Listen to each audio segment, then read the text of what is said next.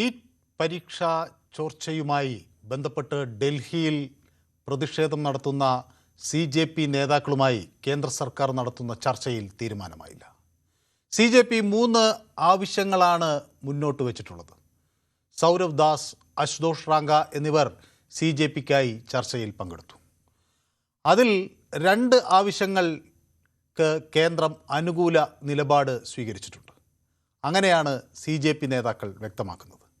സമാധാനപരമായ പ്രതിഷേധക്കാർക്കെതിരെ നിയമ നടപടി സ്വീകരിക്കില്ല എന്ന് ഉറപ്പു നൽകാൻ കേന്ദ്രം തയ്യാറാണ്. പരീക്ഷാ ക്രമക്കേടുകൾ കാരണം മരിച്ച വിദ്യാർത്ഥികളുടെ കുടുംബങ്ങൾക്ക് മതിയായ നഷ്ടപരിഹാരം നൽകുന്നതിനും തടസ്സമില്ല. പക്ഷേ വിദ്യാഭ്യാസ മന്ത്രി ധർമ്മേന്ദ്ര പ്രധാൻ്റെ രാജിക്ക് BJP സർക്കാർ ഇതുവരെ വഴങ്ങിയിട്ടില്ല. അതേസമയം കേന്ദ്ര വിദ്യാഭ്യാസ മന്ത്രി ധർമ്മേന്ദ്ര പ്രധാനെ പുറത്താക്കണമെന്ന ആവശ്യത്തിൽ ഉറച്ചു നിൽക്കുകയാണ് CJP. നാളെ വീണ്ടും ചർച്ച നടക്കും. അതിനുള്ള ധാരണയായിട്ടുണ്ട്. ചോദ്യപേപ്പർ ചോർച്ച ചെറിയ ഒരു വിഷയമല്ല എന്ന് തനിക്ക് നന്നായി അറിയാം എന്ന് തുറന്ന് സമ്മതിക്കുന്നു പ്രധാനമന്ത്രി നരേന്ദ്രമോദി. ചോദ്യപേപ്പർ ചോർച്ചയ്ക്ക് കടുത്ത ശിക്ഷാ നടപടികൾ വ്യവസ്ഥ ചെയ്യുന്ന പുതിയ നിയമം വരും എന്ന് ഉറപ്പ് നൽകുകയാണ് പ്രധാനമന്ത്രി. അതിനുള്ള കരട് ബില്ല് തയ്യാറാക്കിയിട്ടുണ്ട്. പാർലമെൻറ്റിൽ അടുത്ത ആഴ്ച തന്നെ ഇത് പാസ്സാക്കാൻ ശ്രമിക്കും. പ്രധാനമന്ത്രി നരേന്ദ്രമോദിയുടെ ഉറപ്പുകൾ യുവജനങ്ങളുടെ ആശങ്കകൾ അകറ്റുമോ? പരീക്ഷാ ചോദ്യപേപ്പർ ചോർച്ചയ്ക്കെതിരായ കേന്ദ്രത്തിൻ്റെ നടപടികൾ ആത്മാർത്ഥമായ പരിഷ്കാരത്തിൻ്റെ തുടക്കമാണോ? പരിഷ്കരണങ്ങളുടെ തുടക്കമാണോ? സമരക്കാരുമായി ക്രിയാത്മക ചർച്ചകൾ കേന്ദ്ര സർക്കാർ ആരംഭിച്ചു എന്നാണോ ഈ ഘട്ടത്തിൽ നമ്മൾ മനസ്സിലാക്കേണ്ടത്? സമരക്കാരും സർക്കാരും അയഞ്ഞു തുടങ്ങിയോ? മഞ്ഞ് ഉരുകുകയാണ്. സ്വാഗതം പൊതുവേദിയിലേക്ക്.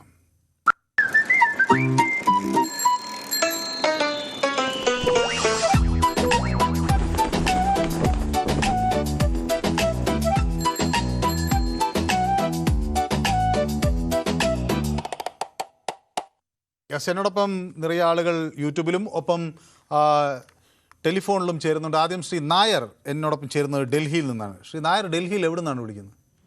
സർ, ഞാൻ ഗുഡ് ഈവനിങ്, നമസ്കാരം സാർ. ഞാൻ ഫരീദാബാദിൽ നിന്നാണ് വിളിക്കുന്നത്. ഓക്കെ, എനിക്ക് മനസ്സിലായി. നേരത്തെ സാറിനെ വിളിച്ചു. മനസ്സിലായി. ശബ്ദം കേട്ടപ്പോൾ എനിക്ക് ആളെ മനസ്സിലായി. പക്ഷേ താങ്ക് യു സാർ. അത്രയൊക്കെ താങ്കളുടെ ഓർമ്മശക്തിയെ ഞാൻ അഭിനന്ദിക്കുന്നു. എന്നിട്ട് നമ്മൾ തമ്മിൽ ഇത് ഫരീദാബാദ് ഡൽഹിയിലാണോ അതോ ഉത്തർപ്രദേശിലാണോ എന്നൊക്കെ ചൊല്ലി ഒരു വലിയ ചർച്ച തന്നെ അന്ന് ഉണ്ടായില്ല. അപ്പോൾ പിന്നെ മറക്കാൻ കഴിയില്ല.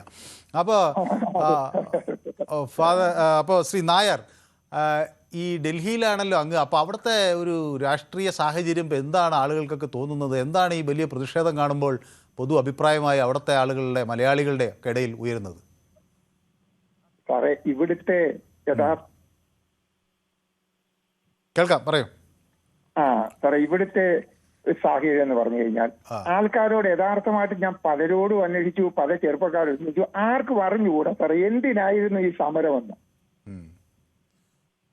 യഥാർത്ഥമായിട്ട് സാറ് തന്നെ, ഞാൻ പറയുന്നത് തെറ്റാണെങ്കിൽ ക്ഷമിക്കുക, സാറ് തന്നെ ഒന്ന് തിരിച്ചു നോക്കണം. നമ്മുടെ ഇന്ത്യയിൽ ആദ്യമായിട്ടല്ല പേപ്പർ ചോർച്ച ഉണ്ടാകുന്നത്. നമ്മുടെ ഈ PSCയുടെ അവരവർക്ക് ഇഷ്ടമുള്ള ആൾക്കാരെ നിയമിക്കുന്നതും ഇതിനോടുള്ള ഒരുപാട് കാര്യങ്ങൾ നടക്കുന്നുണ്ട്. ആർക്കും ഒരു ബുദ്ധിമുട്ടുമില്ല. നീറ്റ് പേപ്പർ ഇന്ത്യ ഉണ്ടായ കാലം മുതൽ പേപ്പർ ചോർച്ച നടക്കുന്നുണ്ട്. ആദ്യമായിട്ടാണ് ഒരു തീരുമാനം ഉണ്ടാകുന്നത്. ഒരു പേപ്പർ ചോർന്നു കഴിഞ്ഞാൽ അത് സർക്കാർ തന്നെ കണ്ടുപിടിക്കുന്നു, സർക്കാർ തന്നെ അത് തെറ്റാക്കുന്നു, അതിന് സർക്കാർ തന്നെ അന്വേഷണം കൊടുക്കുന്നു. അപ്പൊ 1 കോടി രൂപ വരെ കൊടുത്താണ് ആൾക്കാര് ക്വസ്റ്റ്യൻ പേപ്പർ വാങ്ങിയത്. അപ്പൊ ഈ ആർക്കാ ഇത് പ്രശ്നം? യഥാർത്ഥമായിട്ട് പഠിച്ചെഴുതിയ ആൾക്കാർക്കാണോ ഇത് പ്രശ്നം, അതോ ക്വസ്റ്റ്യൻ പേപ്പർ വാങ്ങിയവർക്കാണോ പ്രശ്നം? ആവശ്യമില്ലായിരുന്നാണ് ശ്രീ നായർ പറയുന്നത്. സാറെ, ചോദിച്ചു നോക്കാം എന്തിനാ ഈ സമരം? കാരണം ഇത് പേപ്പറുകാർ സാറോ, ഞാൻ എന്നും ന്യൂസ് 18 ഇന്റർനാഷണൽ ചാനലാണ് കാണുന്നത് ഏറ്റവും കൂടുതൽ. ആ ന്യൂസ് 18 ഞാൻ കാണുന്നത്. അതിലൊക്കെ ചർച്ച വരുന്നുണ്ടല്ലോ, സാറും കാണുന്നുണ്ടല്ലോ ഇഷ്ടം പോലെ. അതിലാണല്ലോ മൊത്തം ചർച്ച നടക്കുന്നത്. കേരളത്തിലല്ല നടക്കുന്നത്. സാറിന്റെ നാഷണൽ ചാനൽ കാണണം. അതാണ് യഥാർത്ഥ കാണേണ്ട ചാനൽ. അല്ലാതെ താങ്കൾ ഒരു താങ്കളുടെ ഞാൻ കുറ്റപ്പെടുത്തുമല്ല. അതൊന്ന് കണ്ടു കഴിഞ്ഞാൽ മനസ്സിലാകും എന്താണ് യഥാർത്ഥ സംഭവം. അപ്പൊ അങ്ങേക്ക് തോന്നുന്നത് സമരത്തിന്റെ ഒന്നും ആവശ്യം ഇല്ലായിരുന്നു? ആർക്കും പറയും എന്തിനായിരുന്നു സമരം? ആരും പേപ്പറുകാർ കൊണ്ടുവന്നല്ല, നിങ്ങൾ ആരും കൊണ്ടുവന്നല്ല, പ്രതിപക്ഷം കൊണ്ടുവന്നല്ല, ആരും കൊണ്ടുവന്നല്ല. സർക്കാർ തന്നെ ശ്രീ നായർ, ഇങ്ങനെ നിരന്തരം ചോദ്യപേപ്പറുകൾ ചോർന്നപ്പോൾ ഇനി അങ്ങോട്ട് ആളുകളൊന്നും പേടിക്കൂലേ? ചോദ്യപേപ്പർ ചോർത്തുന്നവനും ഇനിയൊന്നും പേടിക്കില്ലേ? ഉടൻ തന്നെ ഇന്ന് വരെ ഇന്ത്യയിലുള്ള ഏത് പേപ്പർ ചോർച്ചയ്ക്കാ CBI അന്വേഷണം വെച്ചിട്ടുള്ളത്? ഇതൊക്കെ ഇതുവരെ ഞാൻ ചോദിച്ച അങ്ങ് ഇതൊക്കെ പറഞ്ഞു. ഈ സർക്കാർ അധികാരത്തിൽ വന്നിട്ട് തന്നെ 12 കൊല്ലമായല്ലോ. ഇതുവരെ ചോദ്യപേപ്പർ ചോർത്തി എത്രയാളെ ശിക്ഷിച്ചു എന്നൊരു ചോദ്യം ആളുകൾ തിരിച്ചു ചോദിക്കുകയാണ്. അതുകൊണ്ടാണ് ഇത് വീണ്ടും വീണ്ടും ചോർത്താനുള്ള ഒരു താല്പര്യം. ഇത് മനുഷ്യരെ ഇങ്ങനെ വിഡ്ഢികളാക്കുന്നതിൽ ഒരു കുറ്റബോധവുമില്ലാത്ത ഒരേ ലോബി തന്നെയാണ് ചെയ്തുകൊണ്ടിരിക്കുന്നത്. അപ്പൊ ഇത് ആരെങ്കിലും ചോദിക്കണ്ടേ ശ്രീ നായർ? ഞാൻ സാറിനോട് പറയുന്നു, ന്യായീകരിക്കുമല്ല. അല്ല, ഞാൻ ചോദിക്കുന്നത് ശ്രീ നായരുടെ കുടുംബാംഗങ്ങളൊന്നും ഈ പരീക്ഷ ഒന്നും എഴുതുന്നില്ലേ? എന്നെ സംബന്ധിച്ച് പറഞ്ഞു കഴിഞ്ഞാൽ എന്റെ മക്കളോട് ഞാൻ ചോദിച്ചപ്പോ ഞാൻ അറൗണ്ട് 60 ഉള്ള ഒരു മനുഷ്യനാണ്. മക്കളോട് ചോദിച്ചപ്പോ അവർ പറഞ്ഞു ഏറ്റവും നല്ലതായി. കാരണം ഞങ്ങള് പരീക്ഷ എഴുതിയപ്പോൾ ഞങ്ങൾക്ക് കിട്ടേണ്ട മാർക്ക് ആരെങ്കിലും ചോദ്യപേപ്പർ ചോർത്തി കൊണ്ടുപോകുന്നതിൽ നല്ലത് ആ ക്യാൻസൽ ചെയ്തിട്ട് ഞങ്ങൾക്ക് വീണ്ടും എഴുതാൻ ഇന്ത്യ ചാൻസ് തരുന്നത്. അതല്ലേ നല്ലത്? അതാ സാറേ എല്ലാ വിദ്യാർത്ഥികളും പറയുന്നത്. ശരി, ഓക്കെ, വളരെ സന്തോഷം. അപ്പൊ അവിടുത്തെ ഈ സമര കോലാഹലമൊക്കെ പെട്ടെന്ന് അവസാനിക്കുമെന്നാണ് ശ്രീ നായർ വിചാരിക്കുന്നത്? സാറേ, സമര കോലാഹലം എങ്ങനെയായാലും സമരം ഇന്നലെ വാങ്ങിച്ചിന്റെ ഇതോടുകൂടി സമര കോലാഹലം മഞ്ഞുരുകി എന്നാണ് പ്രതീക്ഷ. മഞ്ഞുരുകി എല്ലാവരും ഒക്കെ അവരവരെ പോലെ. പക്ഷെ ഒരു കാര്യമുണ്ട് സാറേ, ഇപ്പൊ ഈ ഞാൻ ഒരു പാർട്ടിയെ പറയുള്ളൂ സാറേ, കോൺഗ്രസ് രക്ഷപ്പെടാത്ത ഒരൊറ്റ കാര്യം, എന്ത് നല്ല കാര്യം വന്നു കഴിഞ്ഞാലും അവരതിനെ എതിർക്കുക. എന്നാൽ ചീത്ത കാര്യങ്ങളെ എതിർക്കട്ടെ, നമുക്ക് സമ്മതിക്കാം, ഞാൻ സപ്പോർട്ട് ചെയ്യും. പക്ഷെ നല്ല കാര്യങ്ങളെ ചീത്ത കാര്യങ്ങൾ ഇവർക്ക് എന്തോ ആര് പറഞ്ഞാലും എന്ന് പറഞ്ഞാൽ BJP സർക്കാരോ മോദിയോ എന്തോ പറഞ്ഞു കഴിഞ്ഞാലോ തെറ്റാ. അതെ, ശരി. അപ്പോൾ വ്യക്തമാണ് ശ്രീ നായരുടെ ഇത്. അപ്പോൾ അങ്ങ് പിന്നെ ഫരീദാബാദിൽ നിന്നാണ് നമ്മുടെ പൊതുവേദിയുടെ സ്ഥിരം പ്രേക്ഷകനാണ്. അപ്പോൾ എനിക്കറിയാം, സന്തോഷം. അപ്പോൾ എന്നോടൊപ്പം ന്യൂയോർക്കിൽ നിന്ന് നമ്മുടെ പ്രദീപ് ചേരുന്നുണ്ട്. ഞാൻ പ്രദീപിനെയൊക്കെ കഴിഞ്ഞ ദിവസമൊക്കെ പ്രതീക്ഷിച്ചാണ്. അപ്പോൾ പ്രദീപ്, ഈ ബഹളമൊക്കെ കേട്ടിട്ട് നമ്മുടെ അമേരിക്കൻ മലയാളികളൊക്കെ എന്താ പറയുന്നത്? നമ്മുടെ നാടിനെ നിങ്ങൾ കത്തിക്കോ വിഷമനു? നിങ്ങൾ കത്തിക്കോ എന്ന് വെച്ചാൽ, ഞാൻ എൻ്റെ നാട് ഉന്നതിയിൽ നിന്ന് ഉന്നതിയിലേക്കും പുരോഗമനത്തിലേക്കും പോകണമെന്ന് ആഗ്രഹിക്കുന്ന ഒരാളാണ്. അതിൽ എന്തെങ്കിലും തരത്തിലുള്ള ഈ അനാവശ്യ സംഗതികളുണ്ടെങ്കിൽ അത് കത്തിച്ച് കളയണം എന്നതാണ്. അത് അഗ്നിക്ക് സമർപ്പിക്കുക എന്നുള്ളതാണ്. എന്നാ അങ്ങനെ ഒരു ആഗ്രഹം എനിക്കുണ്ട്. അല്ലാതെ ഈ നാടിനെ കത്തിക്കണമെന്ന് ഞാൻ ആഗ്രഹിക്കില്ല. പക്ഷെ നല്ല കാര്യം മിസ്റ്റർ മനു, ഞാൻ ഇന്നലെ ഉടനീളം ട്രൈ ചെയ്തുകൊണ്ടിരുന്ന താങ്കളെ, അത് ഒപ്പം തന്നെ ഞാൻ താങ്കൾ ഒരാളിനോട് വളരെയധികം ശോഭിക്കുന്നുണ്ട്. I mean getting anchor. എനിക്ക് തോന്നിയത് താങ്കളുടെ സൈഡിലാണ് റൈറ്റ്. കാരണം അതിൽ അദ്ദേഹം ഒരു BJP പ്രവർത്തനം എന്താണ് കൊല്ലത്തുള്ള. എന്റെ പേഴ്സണലി അഭിപ്രായം, ഈ വിദ്യാഭ്യാസ മന്ത്രി അവിടുന്ന് മാറ്റേണ്ടിയിരുന്നു. ആദ്യ ടൈമിന് ഇദ്ദേഹത്തിന്റെ പേരിൽ അലിഗേഷൻ വന്നപ്പോൾ, ലക്ഷക്കണക്കിന് കുട്ടികളുടെ ഫ്യൂച്ചറിൽ ഒരു വിഷയം വന്നപ്പോ ആദ്യം BJP ചെയ്യേണ്ടത്, ഇഷ്ടംപോലെ ആൾക്കാരുണ്ടല്ലോ BJPയില്, ലോകത്തിലെ ഏറ്റവും വലിയ പ്രസ്ഥാനമാണ്, ലോകത്തിലെ ഏറ്റവും വലിയ രാഷ്ട്രീയ പാർട്ടി, ലോകത്തിലെ ഏറ്റവും വലിയ വിദ്യാഭ്യാസ പാർട്ടി, ലോകത്തിലെ ഏറ്റവും ട്രേഡ് യൂണിയൻ പാർട്ടി, ഈ ലോകത്തിലെ ഏറ്റവും വലിയ പാർട്ടിക്ക് ആളില്ലേ? ഇയാളെ എടുത്ത് കളഞ്ഞിട്ട് അടുത്ത ആളെ വെക്കണമെന്നേ. അതാണ് BJP ചെയ്യേണ്ടത്. BJP ചെയ്ത ഏറ്റവും വലിയൊരു മണ്ടത്തനം അതാണ്. ഇവർക്ക് വേണ്ടി അവസരം കൊടുത്തു. ഈ അർബൻ നക്സലൈറ്റുകൾക്കും ക്രിമിനൽസുകൾക്കും ഇന്നലെ വരെ ഈ നമ്മുടെ തിരുവനന്തപുരത്ത് 365 ദിവസമായിട്ട് അംഗൻവാടി ചേച്ചിമാരും അതുപോലെ തന്നെ അയൽക്കൂട്ട് മറ്റേ ഹെൽത്ത് വർക്കർ, ആശാ വർക്കേഴ്സ്, അവരുടെ സമരത്തിന് തിരിഞ്ഞു നോക്കാത്ത കേരളത്തിലെ ഈ ജിഹാദി സപ്പോർട്ടികളായ അല്ലെങ്കിൽ അർബൻ നക്സലൈറ്റുകളായ കുറെ രാഷ്ട്രീയ പ്രവർത്തകരും അതേപോലെ തന്നെ കുറെ മാധ്യമ പ്രവർത്തകരും, I am so sorry to say that, അതേപോലെ തന്നെ സിനിമാക്കാരന്മാർ, കുറെ സിനിമാക്കാർ, ഈവൻ മോഹൻലാലിന്റെ മകൾ അതിനകത്തോണ്ട് പറയുന്നു, മോഹൻലാലിന്റെ പേരിൽ ആനക്കൊമ്പ് മോട്ടിച്ചതിൽ കേസുണ്ടെന്നേ. ആനക്കൊമ്പ് മോട്ടിച്ച് വെച്ചിരുന്ന കേസാണ് മോഹൻലാലിന്റെ പേരിലുള്ളത്. മമ്മൂട്ടിയുടെ പേരിൽ ഒരു കേസുണ്ട്, വണ്ടി ഇലീഗലായി ടാക്സ് കൊടുക്കാതെ കൊണ്ടുവന്ന പേരിൽ. അത്തരത്തിലുള്ള ആൾക്കാരുടെ മക്കൾ പോലും ഈ ഒരു അവസരം മുതലെടുത്ത് ഇന്ത്യയെ കത്തിക്കാൻ വേണ്ടി ഇറങ്ങിയത്.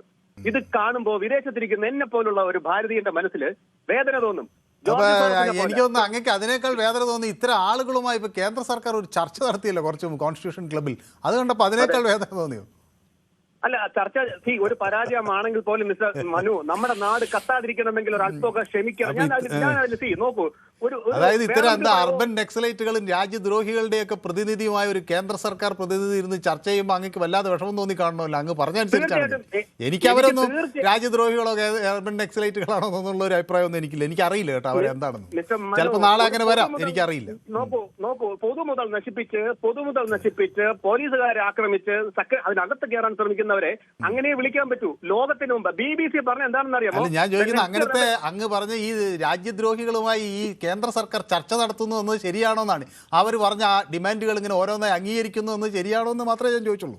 അല്ല, ചില സമയങ്ങളിൽ നമ്മൾ ലോകം തന്നെ തീവ്രവാദികളുമായി ചർച്ച നടത്താറില്ലേ? ഒരു കാര്യം കൂടെ പറയാം. ഈ സോനു വാങ്കു എന്ന് പറഞ്ഞ ഈ ഇദ്ദേഹം പറഞ്ഞ എന്താണ്, ചൈന ഇന്ത്യയിലേക്ക് കടന്നു വരികയാണെങ്കിൽ ഞങ്ങൾ നിങ്ങൾക്ക് വേണ്ട സഹായങ്ങളെല്ലാം ചെയ്തുതരാന്നാ പറഞ്ഞ. പബ്ലിക് ഡൊമൈനിലേക്ക് കിടപ്പുണ്ട്. അങ്ങനെയുള്ള ഒരാൾക്ക് ഈ കേന്ദ്രമന്ത്രി പോയി വെള്ളം കൊടുത്തപ്പോൾ എന്ത് തോന്നി? എനിക്ക് വിഷമം തോന്നി mister Manu. But there is no ഇനി അനദർ ഓപ്ഷൻ. നിങ്ങൾക്ക് ഇന്ത്യ കത്തണോ? ഇന്ത്യ പൊട്ടിത്തെറിക്കണോ? അതോ ഇന്ത്യയിൽ മുക്കിന് മൂലയ്ക്ക് നടക്കണോ? നോക്കൂ, ഈ പാമ്പും പഴുതാരെയെല്ലാം അണകുത്തി ഒളിച്ചിരുന്ന സിനിമാ നടന്മാർ വരെ വെളിയിൽ ചാടി ഇറങ്ങിയിരിക്കുന്ന ഒരു അവസരം മുതലാക്കി. അപ്പൊ ഞാനിത് കാണുന്നത് സ്വന്തം വീട്ടിൽ തീ പിടിക്കുമ്പോൾ ഓരോ മുക്കിലും മൂലയിലും ഓടി നടന്ന് തീ വയ്ക്കുന്ന ഓരോ ആൾക്കാരുടെ മനോഭാവമാണ്. നോക്കൂ, അമേരിക്ക ഇന്നലെ നമുക്ക് പുതിയ താരിഫ് ഇട്ടിട്ടുണ്ട്. അറിയോ? ഓരോ രാജ്യങ്ങൾ ഇന്ത്യയിലെ യുവത്വം നശിക്കണമെന്ന് ആഗ്രഹിച്ചുകൊണ്ട് അവരുടെ നാടുകളിൽ എന്നെന്നും അടിമപ്പണി ചെയ്യണമെന്ന് ആഗ്രഹിക്കുന്ന നേഴ്സായിട്ടും ഹോം വർക്കറായിട്ടും എന്നെ പോലെയുള്ള ആൾക്കാരായിട്ടും വർക്ക് ചെയ്യണമെന്ന് ആഗ്രഹിക്കുന്ന ഈ സായിപ്പന്മാരുണ്ട് ഈ ലോകത്ത്. ബ്രിട്ടനായാലും ലണ്ടനായാലും അമേരിക്ക ആയാലും എല്ലാ രാജ്യക്കാരും അവർക്ക് നമ്മുടെ നാട് നശിച്ചു കിട്ടണമെന്ന് ആഗ്രഹിക്കുന്നു. അതിന് സപ്പോർട്ടായിട്ട് നമ്മുടെ നാട്ടിലെ കുറെ പ്രതിപക്ഷക്കാരന്മാര്, MP-മാര്, ഓടലിച്ചു വന്ന MP-മാര്, A.A. റഹീം, ബ്രിട്ടാസ്, പിന്നെ അതേപോലെ രാഹുൽ ഗാന്ധി എന്തൊക്കെ കാണിക്കണം. Anyway, thank you so much. നിങ്ങൾക്ക് വേണമെങ്കിൽ നമ്മുടെ നാട്ടിനെ കത്തിക്കാം, ഇല്ലെങ്കിൽ സൂക്ഷിച്ചു വെക്കാം. നോക്കൂ, ലോകത്തിലെ ഒരു രാജ്യവും ഇന്ത്യ നന്നാവണമെന്ന് ആഗ്രഹിക്കുന്നില്ല. നിങ്ങളുടെ കയ്യിലാണ്, നമ്മുടെ കയ്യിലാണ്. So we have to take of our country. Thank you so much. ശരി, ഓക്കെ. അപ്പോൾ ഇന്നലെ ഞാനുമായി വലിയ തർക്കത്തിലേർപ്പെട്ട നമ്മുടെ രാജീവ് ഇന്ന് നമുക്കിപ്പോൾ വീണ്ടും ചേർന്നിട്ടുണ്ട്. അപ്പോൾ ഞാൻ വിചാരിച്ച രാജീവിന് എന്നോട് ദേഷ്യമാണെന്ന്. അപ്പോൾ ദേഷ്യമൊന്നുമില്ല, സംവാദമാണെന്ന് രാജീവ് സമ്മതിച്ചു എന്നാണ് ഞാൻ വിചാരിക്കുന്നത്. അപ്പോൾ ശ്രീ രാജീവ്, ഇന്ന് അങ്ങ് പറഞ്ഞ ഈ ആളുകളുമായി ഞാനിപ്പോൾ പ്രദീപിനോട് ചോദിച്ച ആ ചോദ്യം ആയിരുന്നു. ഈ ആളുകളുമായി കേന്ദ്ര സർക്കാർ ചർച്ച നടത്തുന്നു. അവർ പറഞ്ഞ 3-2 ഡിമാൻഡുകൾ അംഗീകരിക്കാൻ തയ്യാറാകുന്നു. സോനം വാങ്ചുക്കിന് വെള്ളം കൊണ്ടുപോയി കൊടുക്കുന്നു. ഇതൊക്കെ കണ്ടപ്പോൾ അങ്ങ് വിദ്യാർത്ഥികളല്ല, ഈ വിഷയവുമായി ബന്ധപ്പെട്ടവരല്ല എന്നൊക്കെ പറഞ്ഞതിൽ നിന്ന് എന്തെങ്കിലുമൊക്കെ മാറ്റമുണ്ട് എന്ന് തോന്നിയോ? സാറേ, ഒരു സർക്കാരിന്റെ ചുമതലയായിരുന്നു സാറിന്. പിന്നെ സാറിനൊന്നും മനസ്സിലാവുന്നില്ല സാറേ. നമ്മളെ നാട്ടിലെ ജനങ്ങളും സർക്കാരും തമ്മിലടിച്ചിട്ട് എന്തോ കാര്യം? അത് സംസാരിക്കേണ്ട ചുമതല സർക്കാരിനുള്ളതാ. അതിനേക്കാൾ വലിയൊരു ചുമതല ശ്രീ രാജീവിനോട് ഞാൻ തർക്കിക്കാനല്ല, സ്നേഹത്തോടു കൂടി. ഇന്നലെ നമ്മൾ ക്ഷുഭിതനായതുകൊണ്ട് ഞാൻ ഇന്ന് കുറെ കൂടി നിയന്ത്രണം പാലിച്ചുകൊണ്ട് പറയാം. ശ്രീ രാജീവ് ഇന്നലെ നമ്മുടെ വികസനത്തെക്കുറിച്ച് പറഞ്ഞു. നല്ലത് തന്നെ. അബുൽ കലാം ആസാദ് തുടങ്ങിയ ഇന്ത്യൻ ഇൻസ്റ്റിറ്റ്യൂട്ട് ഓഫ് സയൻസിൽ നിന്ന് പഠിച്ചിറങ്ങിയ ഡോക്ടർ ശിവനെ പോലുള്ള സാധാരണക്കാരായ ഈ നമ്മുടെ തിരുവനന്തപുരത്തിന് സമീപ പ്രദേശത്തുള്ള ഒരു കുഗ്രാമത്തിൽ നിന്ന് ഒരാൾ ചെന്ന് ISROവിൻ്റെ തലവനാകുന്നത് ആ ഒരു വിദ്യാഭ്യാസത്തിൽ അന്ന് തുടങ്ങി നമ്മുടെ രാജ്യം നിക്ഷേപിച്ചതിൻ്റെ ഭാഗവാക്കായാണ് എന്ന് നമുക്ക് സമ്മതിക്കാതിരിക്കാനാവില്ല. അത് ഇന്നും തുടരുന്നു എന്നതിൽ സന്തോഷം. ഡോക്ടർ ജിതേന്ദ്ര പ്രസാദിനെ പോലുള്ളവരെ ഞങ്ങൾ അംഗീകരിക്കും, നമ്മളെല്ലാവരും അംഗീകരിക്കും. ഇപ്പോൾ രാജ്യത്തിൻ്റെ പുരോഗമനത്തിൽ വലിയ പങ്ക് വഹിക്കുന്നത് റെയിൽവേയുടെ ചിത്രങ്ങൾ നമുക്ക് കാണാൻ കഴിയുമല്ലോ. അതിൻ്റെ പുറകിലൊരു മന്ത്രിയെ, അദ്ദേഹത്തിൻ്റെ കഴിവിനെക്കുറിച്ച് എല്ലാവരും ഒരുപക്ഷെ അറിയുന്നുണ്ടാവില്ല. പക്ഷേ ഇന്ത്യൻ റെയിൽവേ മാറുന്നതിൻ്റെ കാരണം അതിനെപ്പറ്റി വ്യക്തമായ ധാരണയുള്ളൊരു മന്ത്രി അവിടെ ഇരിക്കുന്നു. ഇന്ത്യയിൽ വിദേശകാര്യ രംഗത്ത് ഇപ്പോൾ പ്രധാനമന്ത്രിക്ക് എത്രയോ പുരസ്കാരങ്ങൾ കിട്ടുന്നു, രാജ്യാന്തര തലത്തിൽ അംഗീകരിക്കപ്പെടുന്നു എന്നൊക്കെ പറയുമ്പോഴും ഡോക്ടർ ജയശങ്കറിനെ പോലെ ഒരു പ്രതിഭാശാലി അതിന് പുറകിലുണ്ട് എന്ന് നമ്മൾ മനസ്സിലാക്കുന്നു. പക്ഷേ ഇവിടെ അത് സംഭവിക്കുന്നില്ല എന്ന് പറയുമ്പോൾ ഒരു കാര്യം കൂടി ശ്രീ രാജീവിനോട് ഞാൻ ഇന്നലെ പറയാൻ വിട്ടുപോയത്, നമ്മുടെ ടൂറിസ്റ്റുകളായ 22 മനുഷ്യരെ കൊന്നപ്പോൾ അത് നമ്മുടെ 140 കോടി മനുഷ്യർക്ക് മേലെയുള്ള ഒരിതാണെന്ന് തിരിച്ചറിഞ്ഞ് നമ്മൾ അന്ന് തിരിച്ചടിച്ചില്ലേ? അപ്പോൾ ഈ 20 പേർ മരിച്ചപ്പോൾ രാജീവിന് എന്താണ് അതേപോലെ ഒരു വിഷമം തോന്നാതിരുന്നത് എന്നാണ് എനിക്ക് ചോദിക്കാനുള്ളത്. സാറേ, എനിക്ക് മരിച്ചതിനകത്ത് വിഷമമുണ്ട് സാറേ. മരണം ഒരു ഏതെങ്കിലും ഒരു കാര്യത്തിന് മരണം ഒരു ഇതാവോ? ഒരു പോംവഴിയാണോ? സാറിപ്പം സാറിന്റെ മോന് ഒരു തെറ്റ് കാണിച്ചു, അവനൊരു തെറ്റ് കാണിക്കുക സാറ് പോയി ചാവുന്നതാണോ അതിന്റെ മര്യാദ? അതൊന്നും അല്ലൊരു കാര്യം. മര്യാദയല്ല. പക്ഷെ അങ്ങനെ തകർന്നുപോയ മനുഷ്യരുടെ കണ്ണുനീരൊന്നും അങ്ങ് എന്താണ് കാണാത്തതെന്നാണ്. പ്രധാനമന്ത്രി കണ്ടു കേട്ടോ. ഇന്നലെ പ്രധാനമന്ത്രി പറഞ്ഞത് അത് അങ്ങേയറ്റത്തെ ശരിയാണെന്ന് ബോധ്യപ്പെടുന്നു, അത് വളരെ പ്രാധാന്യത്തോടു കൂടി തന്നെ കാണുന്നു എന്നാണ് അദ്ദേഹം പറഞ്ഞത്. ഇന്നിപ്പോൾ ചർച്ചകളിലേക്ക് വന്നിരിക്കുന്നു. അല്ല, ചർച്ചകളിലേക്ക് സാറ് പറയുന്ന പോലെ ചർച്ചകളിലെന്ന് പറഞ്ഞാൽ ഒരു സർക്കാരിന്റെ ചുമതലയില്ല. അത് ചർച്ച നടത്താം, അവർ ചർച്ച നടത്തി അത് പരിഹാരം കാണുന്നെങ്കിൽ കാണട്ടെ. ഇനി സാറിനടുത്ത് ഞാൻ ഇന്നലെ ഒരു കാര്യം പറയാൻ മറന്നുപോയി. സാറ് വിദ്യാഭ്യാസത്തിന്റെ കാര്യം എല്ലാം പറഞ്ഞു. ഒരു 6 മാസത്തിന് മുമ്പ് ഡൽഹിയിലെ ഒരു കാറിനകത്ത് സ്ഫോടക വസ്തു കൊണ്ടുവന്ന് ഇടിച്ച് ഒരു 9-10 പേരും മരിച്ചായിരുന്നു. അതിനകത്ത് 7 പേരും ഡോക്ടർമാരാ. സാറിന് അത് ആ കഥ അറിയാമോ? അതെ, പൊതുവേദിയിൽ തന്നെ ചർച്ച ചെയ്തിട്ടുള്ളല്ലേ ഞാൻ പറഞ്ഞത്. അപ്പൊ ഈ ഡോക്ടർമാർക്ക് അപ്പൊ സാർ ഇന്നലെ പറഞ്ഞ വിദ്യാഭ്യാസമുള്ളവർ ഇങ്ങനെയുള്ള വിലതരം കാണിക്കും. അതുകൊണ്ട് രാജീവ്, ഇത് ഭയങ്കരമായ ഇതിനേക്കാൾ നല്ലൊരു കുറെ കൂടി നല്ലൊരു കമന്റ് ഞാൻ അങ്ങക്ക് തന്നെ വേണമെങ്കിൽ പിന്നീട് ഉപയോഗിക്കാൻ പറഞ്ഞു. നല്ല വിദ്യാഭ്യാസമുള്ള ആളായിരുന്നു മുഹമ്മദ് അലി ജിന്ന. സ്വാതന്ത്ര്യം കിട്ടിയതിൻ്റെ തലേ രാത്രി 6.5 കോടി മനുഷ്യരുമായി ഈ നാട് രണ്ടാക്കി പിളർത്തിയ മുഹമ്മദ് അലി ജിന്നയ്ക്കും വിദ്യാഭ്യാസം ഉണ്ടായിരുന്നു. പക്ഷേ അത് രാജ്യത്തെ ആളുകൾക്ക് വിദ്യാഭ്യാസം നിഷേധിക്കാനുള്ള ഒരു കാരണമായി ഒരു കാലഘട്ടത്തിലും നമ്മൾ കണ്ടില്ല കേട്ടോ. നമ്മൾ ഈ രാജ്യം എത്രയോ കാലങ്ങളായി ത്രിമൂർത്തികളായി ആദരിക്കുന്ന ലക്ഷ്മിയും അതുപോലെ സരസ്വതിയും ദുർഗയുമൊക്കെ നമ്മുടെ പ്രതിരോധത്തിൻ്റെയും വിദ്യാഭ്യാസത്തിനുമൊക്കെ നമ്മൾ നൽകുന്ന കരുത്തിൻ്റെ, നമ്മൾ നൽകുന്ന പ്രാധാന്യത്തിൻ്റെ തെളിവുകളായിട്ടാണ് നമ്മൾ കണ്ടത്. അല്ലാതെ ഒരാൾക്ക് കുറച്ച് അറിവുള്ളയാൾ ഒരു തെറ്റ് ചെയ്തതുകൊണ്ട് ഇനി അറിവുള്ള എല്ലാ ആളുകളും തെറ്റ് ചെയ്തേക്കും എന്ന് ധരിക്കണോ? അങ്ങ് 6 ഡോക്ടർമാർ ഈ നാട്ടിലെ സാധാരണക്കാരെ മനുഷ്യനെ കൊല്ലാനായി ഇറങ്ങിയവരെ കണ്ടു. പക്ഷേ ഈ നാട്ടിലെ 6 കോടി ഡോക്ടർമാർ അനുദിനം സാധാരണക്കാരൻ്റെ പ്രശ്നങ്ങൾ കേട്ട് മനസ്സിലാക്കി പരിഹരിക്കുന്നവരുണ്ടെന്ന് അങ്ങ് ഓർക്കാതെ പോയി. അവിടെയാണ് ചെറിയ പ്രശ്നം. ഇല്ലെന്ന് പറഞ്ഞില്ലല്ലോ, നമ്മൾ പറഞ്ഞില്ല സാറേ, ഇല്ലെന്ന് പറഞ്ഞു. ഞാൻ സാറിൻ്റെ അടുത്ത് പറയുക, ഈ നമ്മളിപ്പം പറയുന്ന തെറ്റ് വരാത്ത എവിടെയാ സാറേ? ഞാൻ സാറിൻ്റെ അടുത്ത് ഒന്ന് പറ, സാറിന് തെറ്റ് വരുന്നില്ലയോ? അത് നമ്മൾ അങ്ങനെ കാണരുത്. സാറിന് തെറ്റ് വരും. അങ്ങ് ഇന്നലെ ആ ചോദ്യം എന്നോട് ചോദിച്ചു. അങ്ങ് ചോദിച്ചു മനഃപൂർവ്വം തെറ്റിക്കുന്നതല്ല, തെറ്റ് വരാത്തവരാണ് മന്ത്രിമാര്, വലിയ മന്ത്രിമാര്. പക്ഷെ അതൊരാളുടെ എൻ്റെ ഉത്തരവാദിത്തമാകുമ്പോൾ പിന്നെ ഞാനത് അതിന് മറുപടി പറയാൻ ബാധ്യസ്ഥനല്ലേ? ഇപ്പോൾ അങ്ങ് ഇന്നലെ എന്നോട് ചോദിച്ചു തെറ്റ് പറ്റാത്തപ്പോൾ ഒരു മാധ്യമങ്ങൾക്ക് തെറ്റ് പറ്റുന്നില്ലേ, മാധ്യമങ്ങൾ കളവ് പറയുന്നില്ലേ എന്നൊക്കെ എന്നോട് ചോദിച്ചു. പക്ഷെ അങ്ങക്ക് ഒരു മാധ്യമം അങ്ങക്ക് ഇഷ്ടമല്ല, അത് കാണാതിരിക്കാം, വേറൊരു മാധ്യമത്തിൽ അങ്ങക്ക് പോകാം. അങ്ങക്ക് ഒരു സ്ഥലത്ത് നിന്നൊരു സംഗതി വാങ്ങിച്ചു, അത് ഇഷ്ടപ്പെട്ടില്ല, അങ്ങക്ക് വേറൊരു സ്ഥലത്ത് പോയി അത് വാങ്ങിക്കാം. പക്ഷെ നമുക്കൊരു പോലീസേ ഉള്ളൂ, നമുക്കൊരു സർക്കാരേ ഉള്ളൂ, നമുക്കൊരു പ്രധാനമന്ത്രിയേ ഉള്ളൂ, നമുക്കൊരു കേന്ദ്ര സർക്കാരേ ഉള്ളൂ. ഈ സർക്കാരിനെ ഇഷ്ടപ്പെട്ടില്ല എന്ന് കരുതി എനിക്ക് വേറൊരു സർക്കാരിൻ്റെ അടുത്ത് പോകാനില്ല. ഈ പോലീസിനെ ഇഷ്ടപ്പെട്ടില്ല എന്ന് കരുതി വേറൊരു പോലീസിന് മുന്നിൽ പോകാനില്ല. അപ്പോൾ ഇതൊക്കെ നമുക്ക് ആകെ കിട്ടുന്ന ഒന്നാണ്. ഒരു വിദ്യാഭ്യാസ മന്ത്രിയാണ് ഈ രാജ്യത്തിനുള്ളത്. അല്ലാതെ ഈ വിദ്യാഭ്യാസ മന്ത്രി എനിക്ക് ഇഷ്ടപ്പെട്ടില്ല എങ്കിൽ പിന്നെ വേറൊരു വിദ്യാഭ്യാസം, അപ്പം ഞാൻ ചെയ്യുന്ന തെറ്റോ അല്ലെങ്കിൽ ഇതുപോലെ ഏതെങ്കിലും ഒരു കച്ചവടക്കാരൻ ചെയ്യുന്ന തെറ്റോ അല്ലെങ്കിൽ വേറെ എന്തെങ്കിലും ഒരു സർവീസ് ചെയ്യുന്ന ഒരാൾ ചെയ്യുന്ന തെറ്റ് പോലെയല്ല ഒരു രാജ്യത്തെ നയിക്കുന്ന ആളുകൾ ചെയ്യുന്ന തെറ്റ്, അല്ലെങ്കിൽ അവർക്ക് സംഭവിക്കുന്ന വീഴ്ച. ആ വീഴ്ച വരുമ്പോൾ എന്ത് സംഭവിക്കും? അടുത്ത തെരഞ്ഞെടുപ്പിൽ ജനങ്ങൾ അവരെ മാറ്റുമായിരിക്കും. പക്ഷേ ഈ രാജ്യം എത്രയോ കാലങ്ങളായി നടപ്പിലാക്കുന്ന ഒരു രീതിയുണ്ട്. ഇതൊക്കെ സ്വയം അതിന്റെ ഉത്തരവാദിത്വം ആ മന്ത്രിസഭ സർക്കാർ ഏറ്റെടുക്കുകയാണ്. കാരണം ഞാനൊരു കാര്യം ഞാൻ പറയാം, എല്ലാ തെറ്റുകളും വരും സാറേ. സാർ ആദ്യം അത് മനസ്സിലാക്കും. ഞാൻ സാറിന് ഇന്നലെ ഒരു കാര്യം പറഞ്ഞു, അച്യുതാനന്ദൻ ഭരിച്ചു, നല്ല ഭരണമല്ലേ ഇവിടെ കാഴ്ചവെച്ചത്. എന്താ വിദ്യാഭ്യാസം ഉണ്ട്? MM മണി ഭരിച്ചു, കരുണാകരൻ ഭരിച്ചു. തെറ്റുകുറ്റങ്ങൾ ഉണ്ടാവും, അത് ആര് ചെയ്താലും നമ്മളെ മക്കൾ പോയി നമുക്ക് ഞാൻ അങ്ങയോട് ചോദിക്കുന്നത്, ഈ അച്യുതാനന്ദന് വിദ്യാഭ്യാസം കുറവായിരുന്നു അങ്ങ് സമ്മതിച്ചു. പക്ഷെ ഞാൻ പറയുന്നത് അത്രക്കാരുടെ കാര്യമല്ല, ഇല്ലാത്ത വിദ്യാഭ്യാസം ഉണ്ട്. ഇപ്പോഴും ഞാൻ സാറിനോട് തർക്കിക്കുന്നില്ല. ഒറ്റ കാര്യം ഞാൻ പറഞ്ഞോളൂ, തെറ്റ് പറ്റുന്നവരുണ്ട്.